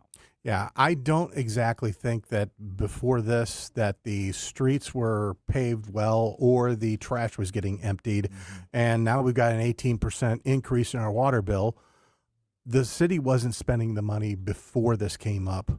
So I don't think that's a valid argument. Right. Yeah. So it's going to be a bumpy ride. I mean, it's just going to be a bumpy ride. The city of St. Louis is in a massive transition right now. You know, you've got the obviously the infrastructure needs like you just talked about. You've got the settlement. They got to spend this Rams money somehow. Then you got the argument like, well, at the moment, there are people who I have heard people argue just spend it all rebuilding people's homes in North City, which is fiscally one of the craziest things I've ever heard.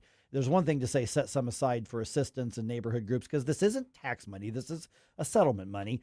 But you've also got a 120, 150-year-old infrastructure program that's causing some of these sinkholes that are happening in key areas. Yeah. I mean, so there's massive, massive crossroads right now for the city, and the next 5 years will probably affect the next 50 in St. Louis. That's why we need to encourage businesses and residents to move into St. Louis City so that that tax revenue goes up. Mm-hmm. Right now, it seems like they've been discouraging people from moving here, visiting here, or opening up business in here because of the crime problems that we have. They got to get serious on the crime problems. I don't care how much money you throw at North St. Louis and the downtown to revitalize it. If you can't get people to come here, it's a waste of money. My daughter is... I had lunch with her yesterday. She's like, as soon as my lease is up, she lives downtown. She's like, we got to get out. And they're leaving. What's the number one reason? What's her reason? Because they don't feel safe. That's it. And they're not getting the dollar for dollar value that they want and need out of their home because of where they are. Yeah. Crime. She didn't actually say the words, Dad, you were right. But I'm just saying. It's hard for a teacher. It's hard for a kid to admit the parents are right. Trust me, I do that every day. Okay, let's go to a few other things that are happening. You had a pretty eventful couple of meetings here with the St. Louis GOP, a lot of resolutions and things. One of these kind of mirrors what I think it was Arkansas, did. June, obviously, you see pride stuff everywhere. You all passed a resolution recently that said we should declare it Nuclear Family Month. That was the state GOP, and the state GOP passed that. We didn't at the city level. It was brought up in our Saturday meeting, and it was because, nuclear families are the backbone of this country. I have no problem who you choose to be with or sleep with. I can't prevent that. I'm for limited government. I don't want government in your bedroom as long as you're all adults, all human beings, and everybody is of their own free will. I don't care. Same. But the only way this country grows is with nuclear families. As in, like, biologically. Biologically. That's the way that happens. So that's okay. So the state GOP did that. That wasn't Yes. even just local. That's interesting. I would not be surprised if at some point the Missouri legislature takes that up. I think that would, outside of the two bluest areas and the areas around campuses, that would probably be pretty popular around Missouri. I believe it will, and I think it does need to. You're seeing a wane of the specialized treatment certain groups have been getting, and it's been making a lot of people angry.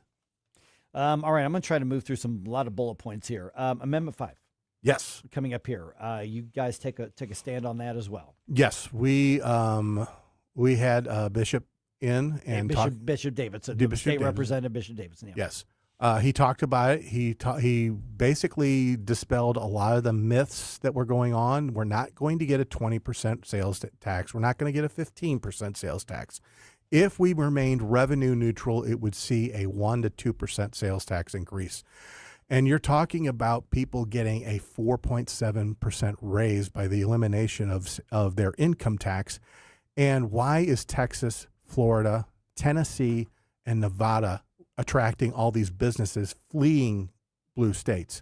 It's the no income tax. I mean, when Seattle-based Starbucks moves to Nashville, Tennessee, that's something there. And we live right next door to a high tax state that I would love to see those businesses jump across the Mississippi River and come to Missouri and open up shop. There have to be plenty of them looking at it. I spent the last couple of days playing ball in Illinois, and just the gas price differences alone across the river are insane. And what's the variable?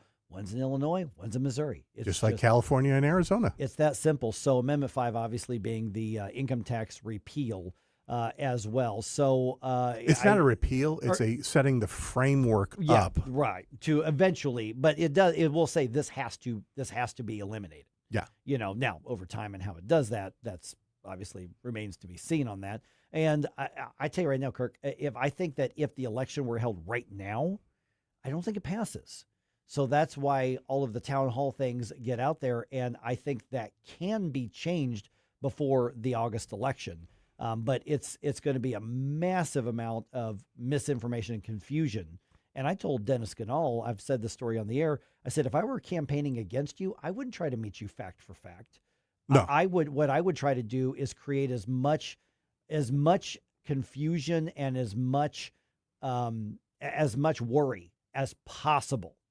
That's what I would do, because people tend to cling to the status quo, even if the status quo is cool, is not good, because the devil versus what you don't know. That's the mindset that so many people get into. It's like getting beat up in a river that's flowing fast, and you're practically drowning, where if you let go and let it carry you 10 more feet, that river's calm and you can get out. Yeah.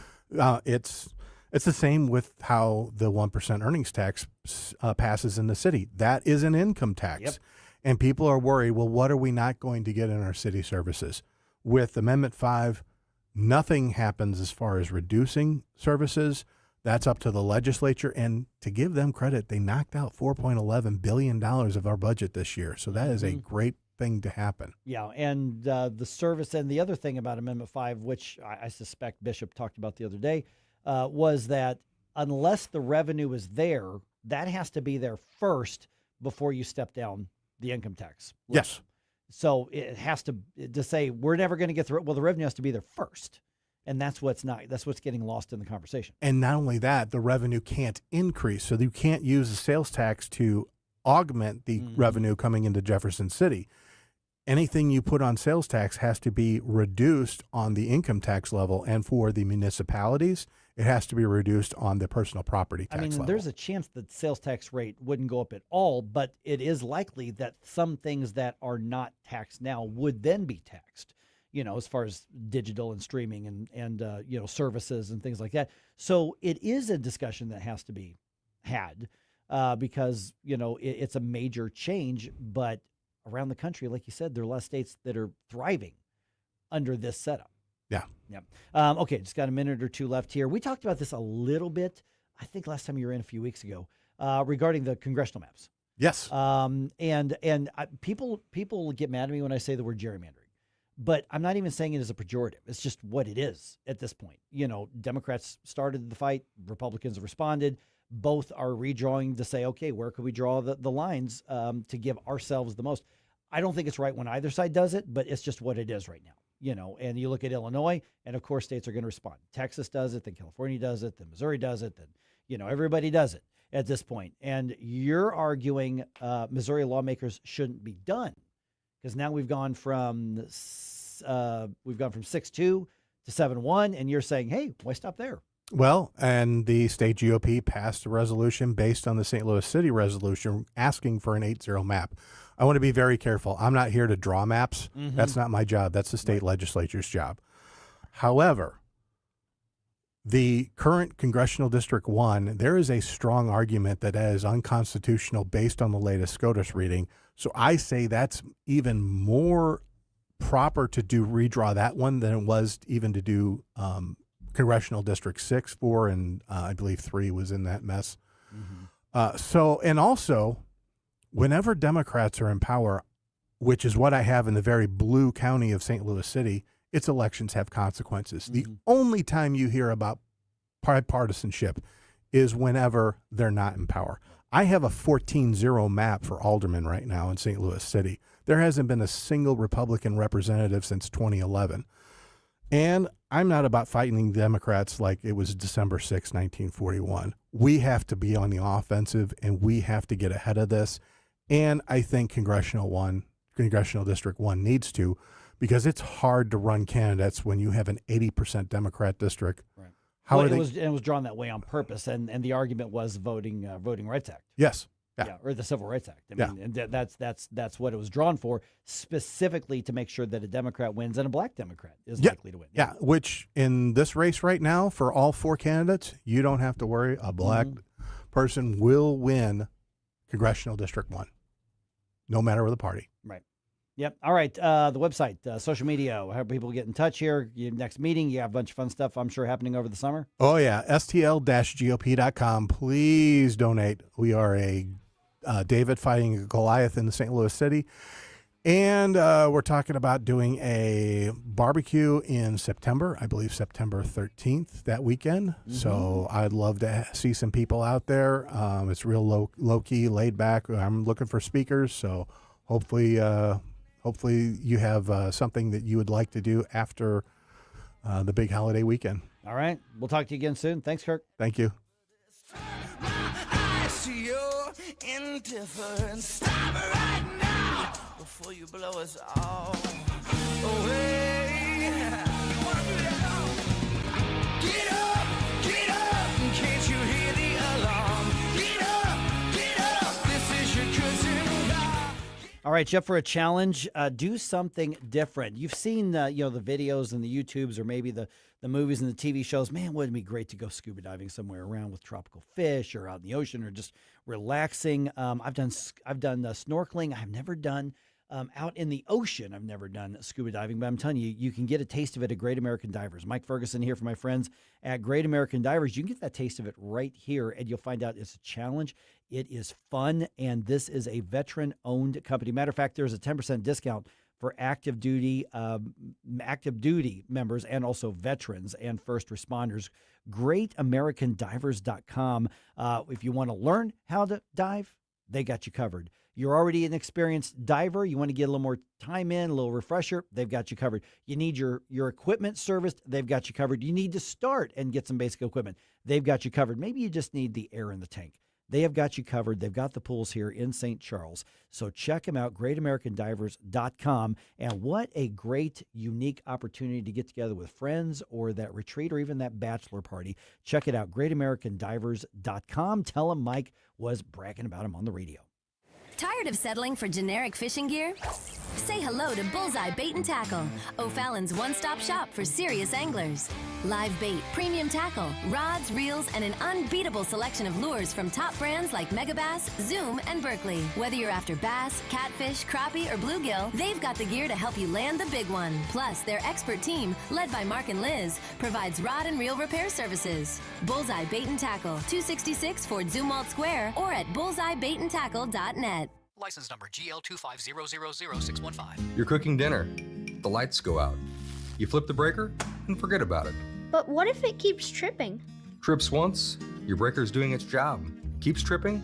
That's a warning. Bad wiring or something worse. Do people just keep flipping it? Most do until they can't anymore. Call Grasser. We'll stop the trip. Green is always Grasser at GrasserHomeservices.com. I really like all the things you're saying. News, analysis, opinion. Thank you very, very much. News Talk STL.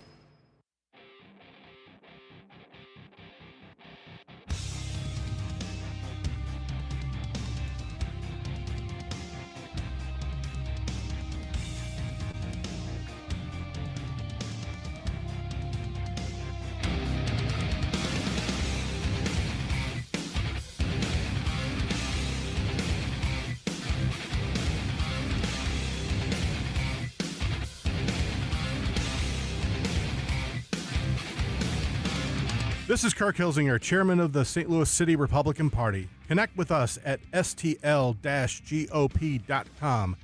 Now it's back to Mike Ferguson in the morning on News Talk STL. All right, here's a shocker. Illinois Democrats don't understand even the most basic principles or the realities of economics and business. Imagine that. Well, I could have told you that. I know. I'm telling you. By the way, Kirk's still here. Hi, Kirk. Yeah. Can't get rid of the guy. Oh, restraining orders help. All right, 823. Okay, just ahead here, this whole thing in Festus. It started with the data centers, but what's happening over the last couple of days isn't necessarily just about the data centers. It's about this whole recall and elections and everything. So we got a report from Festus earlier today with Billy Crow. Of course, you can hear him on Jeffco Patriot Radio every weekend. His wife runs Jefferson Review. There's going to be an article posted, in-depth article posted on what happened at the Festus City Council last night. We chatted with Billy a couple hours ago. We're going to play that conversation for you at 8:35. A lot of really good information, regardless of which side of the data center thing you're on, because what you have is the petition, the recall. The county clerk says, yeah, there's enough signatures. She did her job. And then it goes to the city council, and they're like, no, we're not going to put it on the ballot. Well, it sounds like you're not listening to the people. Were they listening to the law, though? That's the big question. Get more information on that at 8:35. All right, Kirk, I was just kind of going through all the news stuff this morning, and on Illinois side, which the Illinois legislature should be a case study in what not to do. Yeah. And they finished their session week and a half ago, something like that. And among the many new taxes, because they've got hundreds of millions of dollars in new spending that they can't afford. And so they're raising a bunch of new taxes. One of the things that they decided to do was put a social media tax into place. Did you read about this? Did you hear about this? Okay. Yes. So let me grab the details for you here. And there's first of all, I don't like taxes, and so therefore I'm going to be the anti-tax. But let's talk about the business component of this and the economic component of this. It is so stupid. I mean, it just shows you that the Illinois Democrats, now listen, there are some Democrats around Missouri who understand the basics. Yeah. And they're not nuts. Yeah. You know, I just disagree. The same with them. Democrats. Yeah.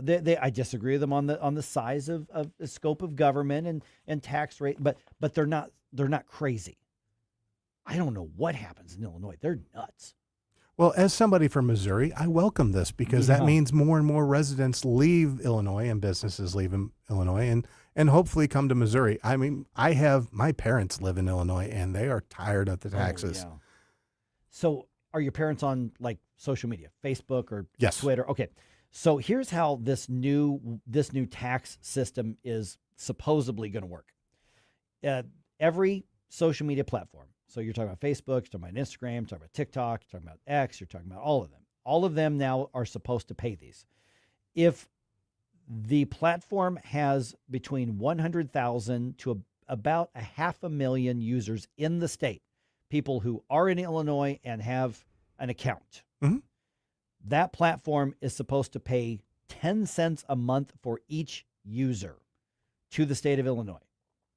You have 500,000 users, let's say 499,999 users for whatever platform.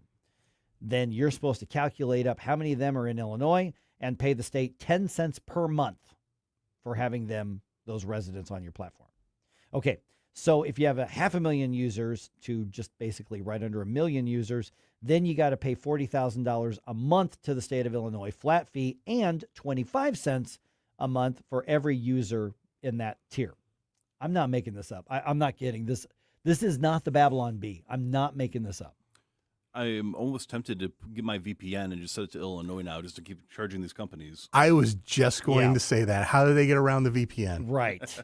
Now, there's another tier, and that is if there's over 1 million or more users in the state of Illinois, which you're talking about TikTok, Facebook, the big ones.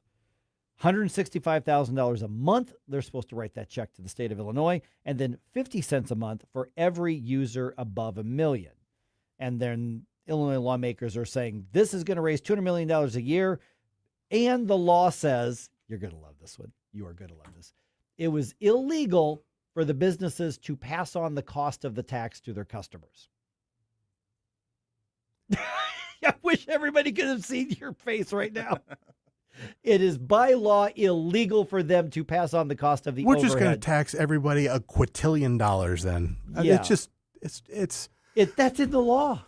They wrote that. How are they going to enforce that? Number one, because these businesses are not in Illinois, and number two, what you're going to see is Facebook is not going to charge you. I mean, you are the product on Facebook and all these social media programs.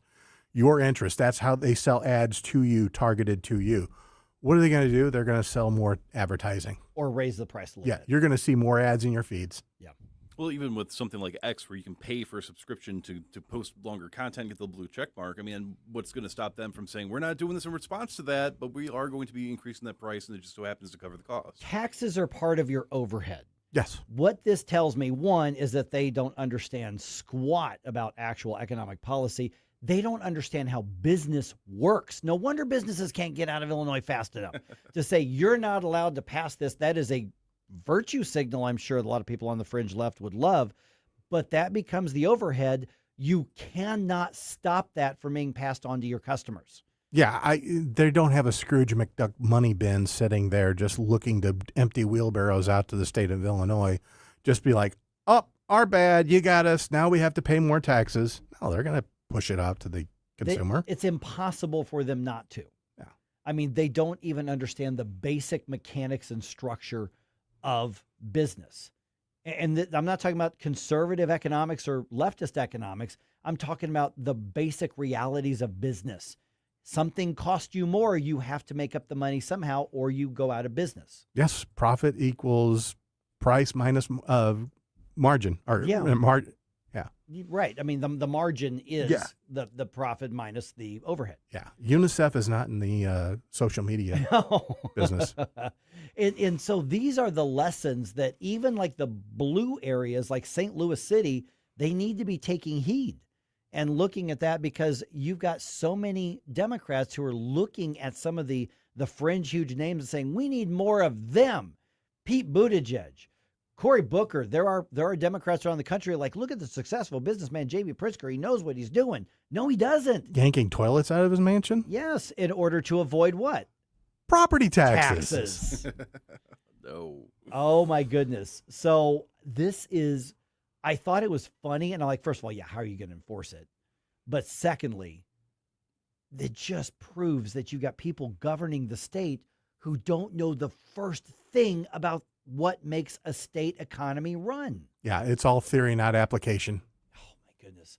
All right, once again, let's give out the website. STL-GOP.com. All right, and circle on your calendar September what? September 13th. Also, we're having our July meeting. We're actually going to be talking about reorg because reorg happens every 2 years. All right, so somebody could step in and get involved and, say, all right. Well, they have to be a committee member. Right, but they can do that. They can sign up to do that, and they may need to know how to do that because you get elected, you get appointed. 2028. Yep. You got questions for that, get a hold of Kirk here. Thanks, man. Yep. Now, if you're on the Illinois side of things, I'm sorry. If you want to try to avoid having to deal with that, right now I don't think that there's any plans for them to start taxing app use, but I wouldn't put that past them. So while you still can, get the free News Talk STL app and download it so they'll never know.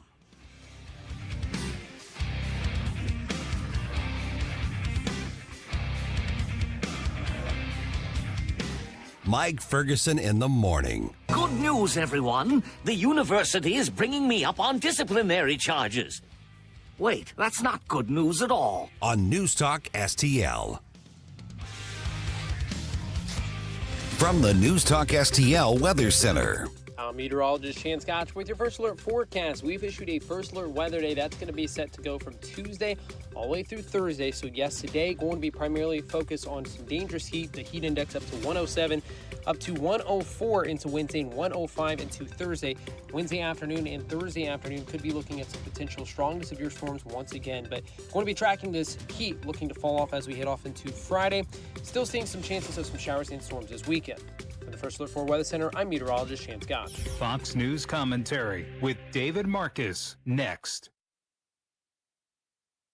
You're probably listening to this in your car, so let me ask you, would you drive without insurance? Of course not. So why is your retirement portfolio unprotected? Gold is portfolio insurance. It helps de-risk your savings when markets get unpredictable. Noble Gold Investments has helped thousands of Americans do exactly that, with no high-pressure sales and thousands of 5-star reviews. Visit noblegoldinvestments.com. That's noblegoldinvestments.com. Past performance may not be indicative of future results. Investing in precious metals involves risk. Consult with your tax or financial professional before making any investment decisions.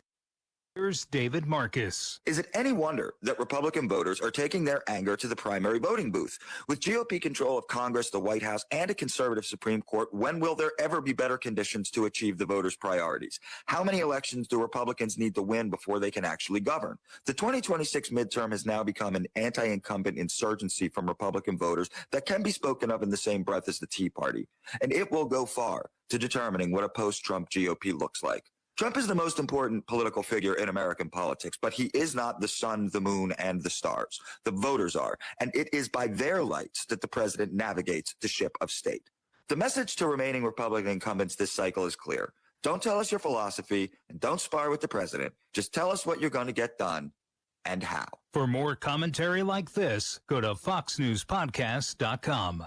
Are you tired of hard chlorinated water drying your skin out, tasting bad, and ruining your fixtures? Jones Air and Water Treatment has the solution to this pollution. Our Hydratech H2O leaves you with great tasting, soft water at all fixtures in your home with one unit. Call Jones Air and Water at 636-899-1040 or visit us on the web at joneswater.com. You can be a filter or buy a filter. Jones Air and Water, 636-899-1040 or joneswater.com on the web. Call us now.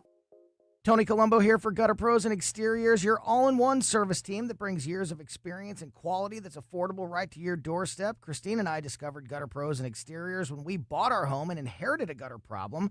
And they've also repaired siding damage on our home because along with gutter repair, gutter installation, and leaf protection, the Gutter Pros team are also the best for repairing other exterior damage, including fascia, soffit, and all siding repair and installation.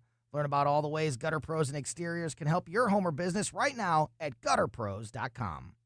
At Body of Health, we're a small but mighty family operation with big ambitions for your health. I'm Helene Tobler, and I'm jazzed about how our MRI-grade body composition analyzer is putting personalized health and wellness on steroids. It helps me and Dr. Tobler, that's my husband, refine the advice we give to help you feel better and live longer. Body of Health. Trusted, discerning, affordable healthcare the way it ought to be. Learn more at bodyofhealth.com. That's bodyofhealth.com. If you have a phone, you have a radio. Download the all-new NewsTalk STL app. Love the all-new NewsTalk STL app. On my way to work in the morning. Usually I'm in the car. I listen on the app in my car every morning going to work. Download the NewsTalk STL app and listen anytime, anywhere.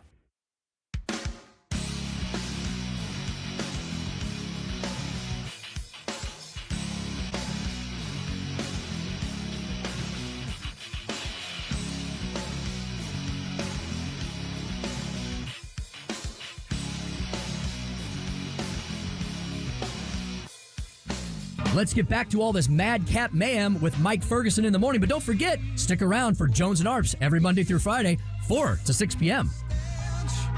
Is this the end of the line for the recalls, or is this just the next round of the fight? Yes. I had one of my old man baseball games last night, and then at the end of the game, I go check, and it's pretty late at that point, and I see a text from Susie. I see I missed a call from Billy Crow from Jeffco Patriot Radio, obviously also on the Jefferson County Council, and I'm like, well, something happened.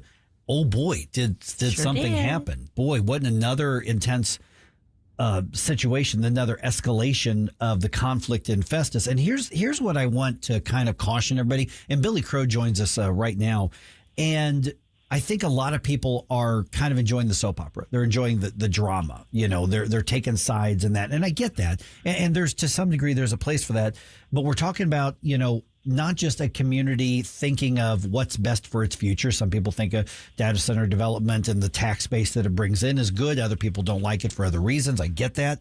But you're also talking about checks and balances on the whole process. And sometimes that means that we're finding out that a check against a people-led petition is also part of the process. So Billy Crow joins us right now. Billy, I'm going to tell you, man, I did not see this one coming. The petitions are gathered. The county clerk says, well, you got enough. Lawsuits filed. And then last night, the city council says, no, we're not placing it on the ballot. I didn't see that coming. You know, I was surprised too, and I'm here in the thick of it, and I knew it would probably be close, but I honestly, I was surprised as well. But, you know, at the meeting, they had a closed session with the lawyer about the city's attorney about his legal opinion. And when they got out there, one of the new city council members, Rick Belleville, said, "Hey, I'd like to, make a motion so whatever was said in closed session about this can be said in open session." And you know, as a county council member, I've been in this situation before where the legal department sends out a legal memorandum and saying like, "Hey, this is our legal opinion," but it is a lawyer-client privilege, so it's not like open. You know, you can't really talk about it, right?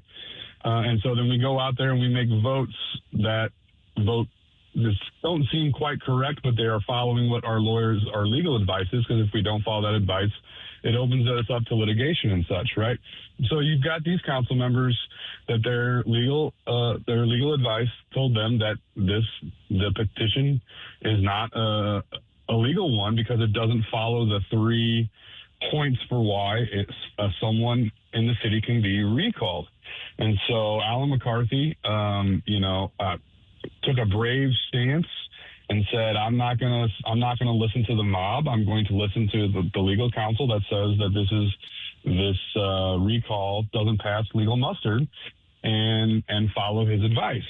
That's all it took, because it was a 4-3, 4-3, 4-3. Mike Cook abstained when his recall vote came up, but the mayor broke that tie to make it 4-3 to set all of those down. Again, all on the precedent, or all on the understanding that it doesn't pass the muster of the 3 reasons why a recall petition can be started in the city. Right. So, Billy, this isn't just, it is, some people might question the process that allows people who are subject to a potential recall to vote on whether or not they can be voted on. But right. It doesn't just come down to that. This has to do actually with there being potentially, legitimately, some legal flaws in the actual petition itself.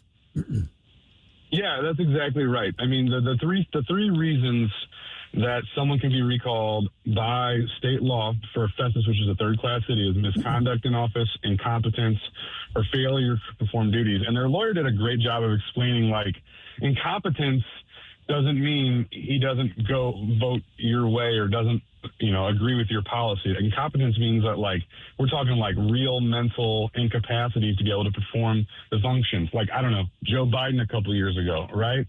Or misconduct in office, like actually breaking laws. No laws. The Festus City Council, they may have done things that you disagreed with, but they didn't break any laws. There's been no charges or allegations of that. And then failure to perform the duties prescribed by law.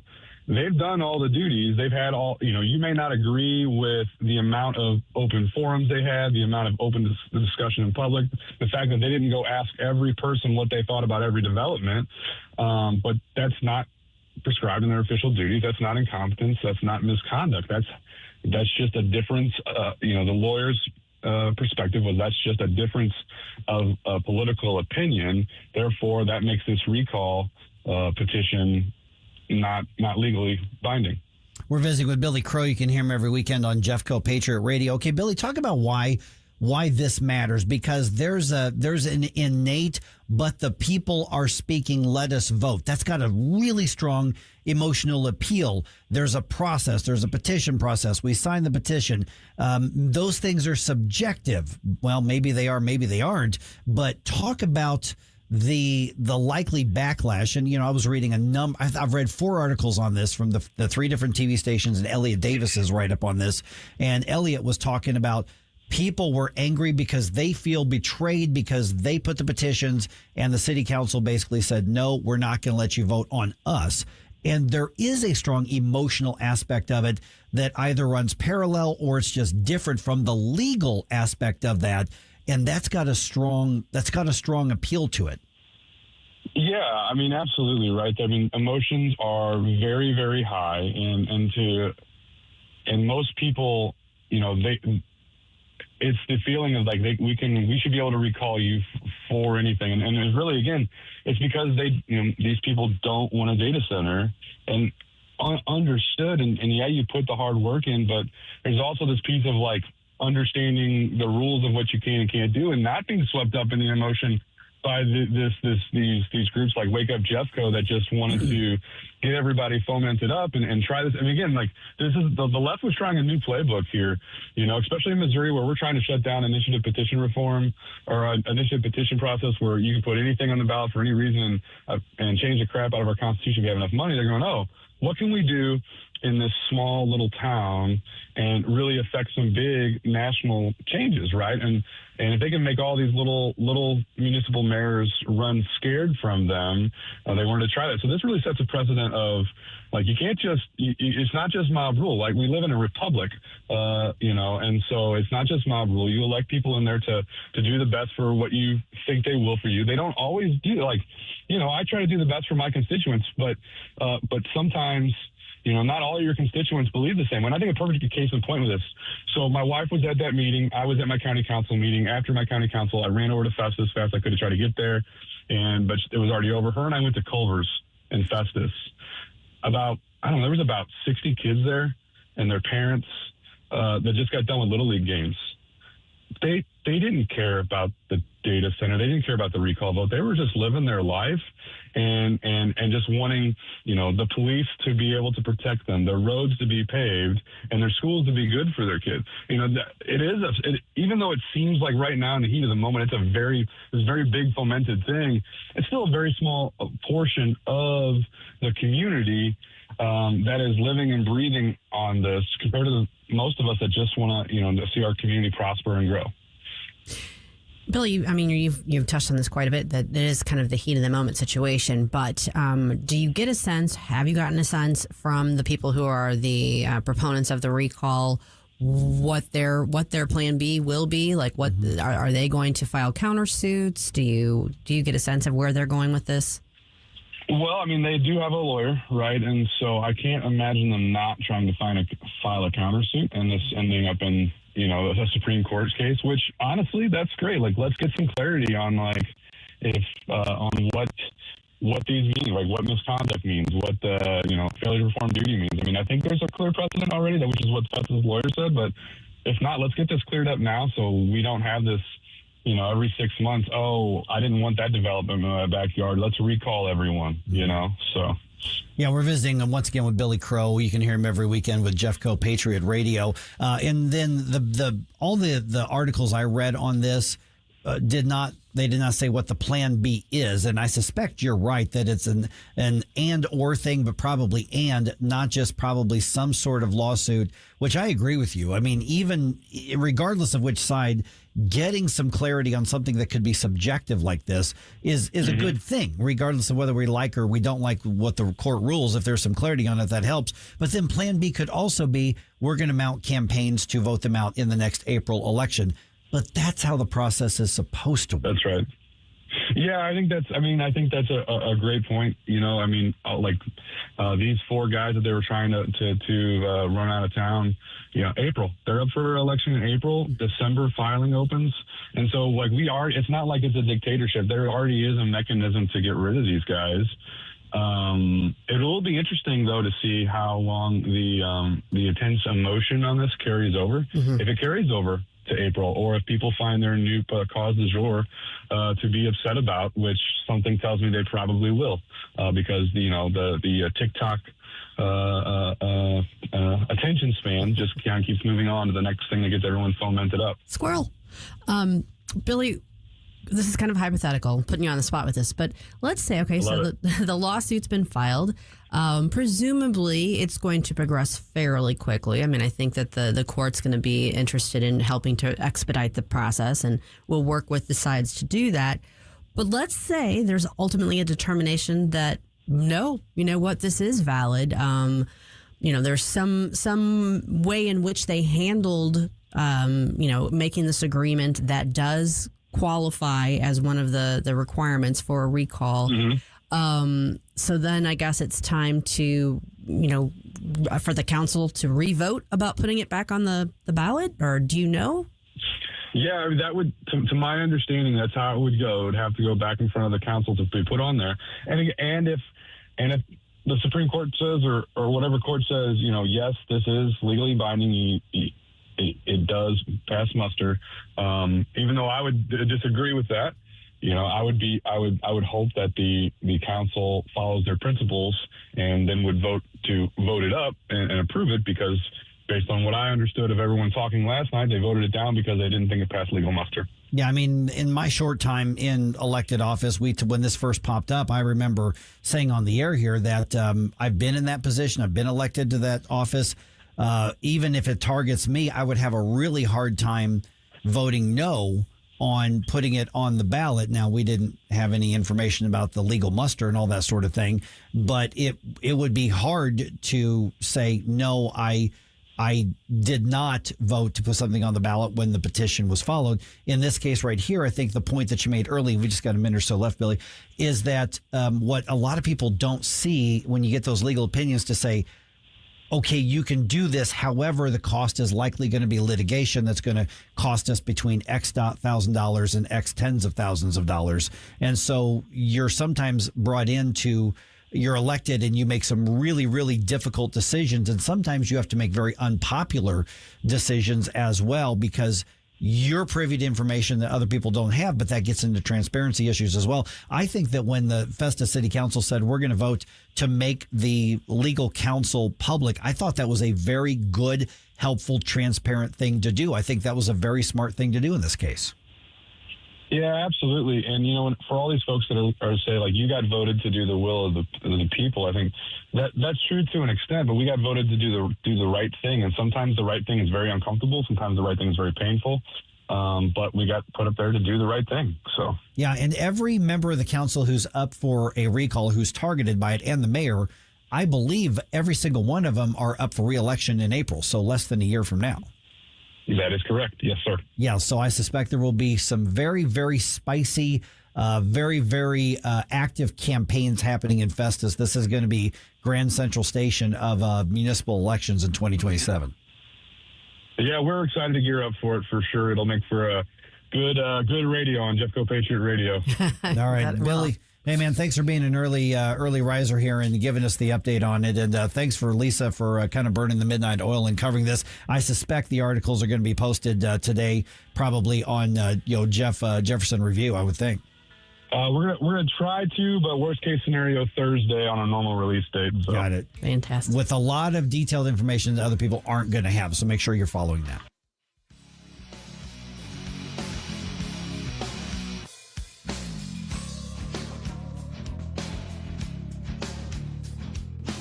Mike Ferguson in the morning. We Democrats know so much. That is true. And we have to kind of tell everybody how smart we are. On News Talk STL. 1 in 4 women will have an abortion before the age of 45 in this country. That's the tragedy we must work to stop. Mike Ferguson from The Morning Show here, and that is why Reach Reproductive Health is here, to empower parents to save the lives of innocent children and to see these families come to Christ. And you can be a part of saving and changing lives. So pray and visit outreachforlife.org to learn more, volunteer, and donate. That's outreachforlife.org. Yo, this is Vic. Vic for Vets is proudly honoring our veterans. Every Wednesday at 11:05, you'll hear about that day's honoree and their incredible service to our country. Hi, it's Ken. You want to nominate a veteran? Send their name, service information, and story to me, Ken, at NewsTalkSTL.com. Brought to you by Heroes Care, Alamo Military Collectibles, Gemini Wealth Group, Michael's Funeral Home, and Freddie's Market. Together, let's celebrate the heroes in our community, Vic for Vets, where honor meets gratitude. Remember those magical moments in Mom's kitchen? The heavenly aroma of fresh baked cookies? At Trolley Stop Bakery in Chesterfield's Forum Shopping Center, our co-op of talented bakers has been perfecting that homemade magic for 4 decades. From the gooeyest cookies in town to custom pies, cobblers, and cakes, everything's made from scratch, just like Mom and Grandma's recipes. Need that perfect corporate gift? We ship our famous cookies nationwide. The Trolley Stop Bakery, 67 Forum Shopping Center, or TrolleyStopBakery.com. Because some traditions are too sweet not to share. Colombo and Company. Tuesday is Election Day in Maine, and they're still counting votes in California. We'll discuss the latest. Plus, we'll be joined by Susie Moore and AI expert Mike McCleary.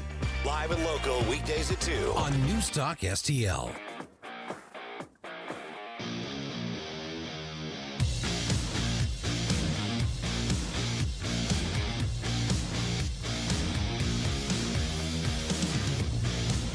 Hi, it's Vic Porcelli. And Ken. Hi, Ken. Hey, Vic. Ken and I are on every Monday through Friday here on News Talk STL. Right now, you're listening to Mike Ferguson in the morning on 101.9 and 94.1 News Talk STL. Whoosh, my morning people. All right, one of Missouri's top advocacy groups gets in the fight over Amendment 4. This is a big deal, even though we don't talk about this group a lot in the city here and in the metro area. I'll tell you about that here in a second. It is 8:53 right now. Let's go ahead and do one more news dump today. The Morning News Dump, brought to you by Lee May Concrete and Block. The Morning News Dump. Are you joking? Is this a joke? Listen, folks, the Morning News Dump. The Missouri Farm Bureau announces that it's going to campaign for Amendment 4. And around the metro area, you're like, who cares? It's the Farm Bureau. Who cares? I'm telling you, this is a big deal here. That's the measure, of course. Amendment 4, if passed by voters, would change the process to amend the state constitution. Now, the Farm Bureau cited policies that attack agriculture being, those policies being implemented in other states through the referendum process. They looked at Idaho, they looked at Colorado, they looked at very blue states where animal rights groups and leftist groups attacked agriculture and, frankly, a lot of rural life as well. And they're saying we can't allow that to happen in Missouri. That's the reasoning that they're using. Of course, the Amendment 4 question would amend the state constitution. Here, it will be on the August ballot, and it would require both a statewide majority and a majority vote in each congressional district to change the Constitution through the referendum process. Now, why this matters in a big way is that the Farm Bureau in most of Missouri is very, very influential.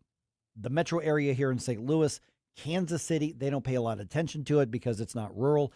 But I'm telling you, throughout a big part of the state, when the Farm Bureau says this is a priority, we're going to put our resources behind it, that's a big deal. That's a very big deal. All right, other things happening after that, back and forth between Israel and Iran and Israel and Hezbollah.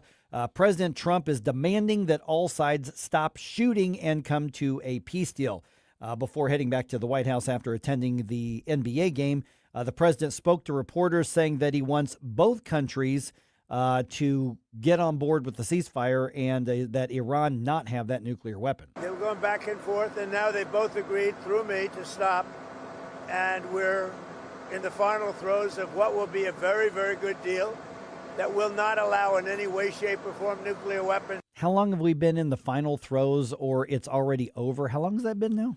Well, the conflict started, February 28th, going into overnight. So I would say, 3 months and a week? Because within a couple of days, it's like, well, it's almost over. We've already won. We've been hearing this for months. It's only going to be about 2 to 4 weeks. Now, at some point, he's going to be right. Eventually, but could be now, could be the future administration. Believe it when I see it there. Oh, goodness. All right. Okay. Delta Airlines stays woke, even as many other corporations are backing off the LGBT activism. Michael Harrington has the story for this one. Polls indicate that the LGBT agenda is not so popular anymore, and most corporations are heeding the signals, reducing their support for the most radical parts of the gay offensive. But not Delta. On X, the account Libs of TikTok has published job postings from the airline that refer to birthing parents and non-birthing parents instead of mothers and fathers. Meanwhile, many corporations have eliminated or muted their Gay Pride Month celebrations. Michael Harrington reporting. We're actually going to have a guest on tomorrow talking about the whole renaming, birthing parents and gestating persons, and we're going to talk about that tomorrow. That is so disrespectful it's to so women. Stupid. That too. is so rude. Stupid. Well, what is a woman? Okay, Cardinals are in New York to start a series with the Mets tonight. First pitch is going to be at 6:10. Also, the Billikens and the Tigers are going to meet on the basketball court this coming season. This is going to be the first time in 25 years that has happened. The 3-game series is going to tip off November 6th at the Enterprise Center. Locations of the games in 2027 and 2028 have not been announced yet. And, of course, this comes on the heels of SLU having a nationally ranked season. So this could be a really interesting rivalry that's in development if SLU plays its cards right and continues to have those nationally ranked teams. Exciting. It's also going to be Stel Ponticus versus Susie Moore. Woo! SLU versus Mizzou, the throwdown at News Talk STL.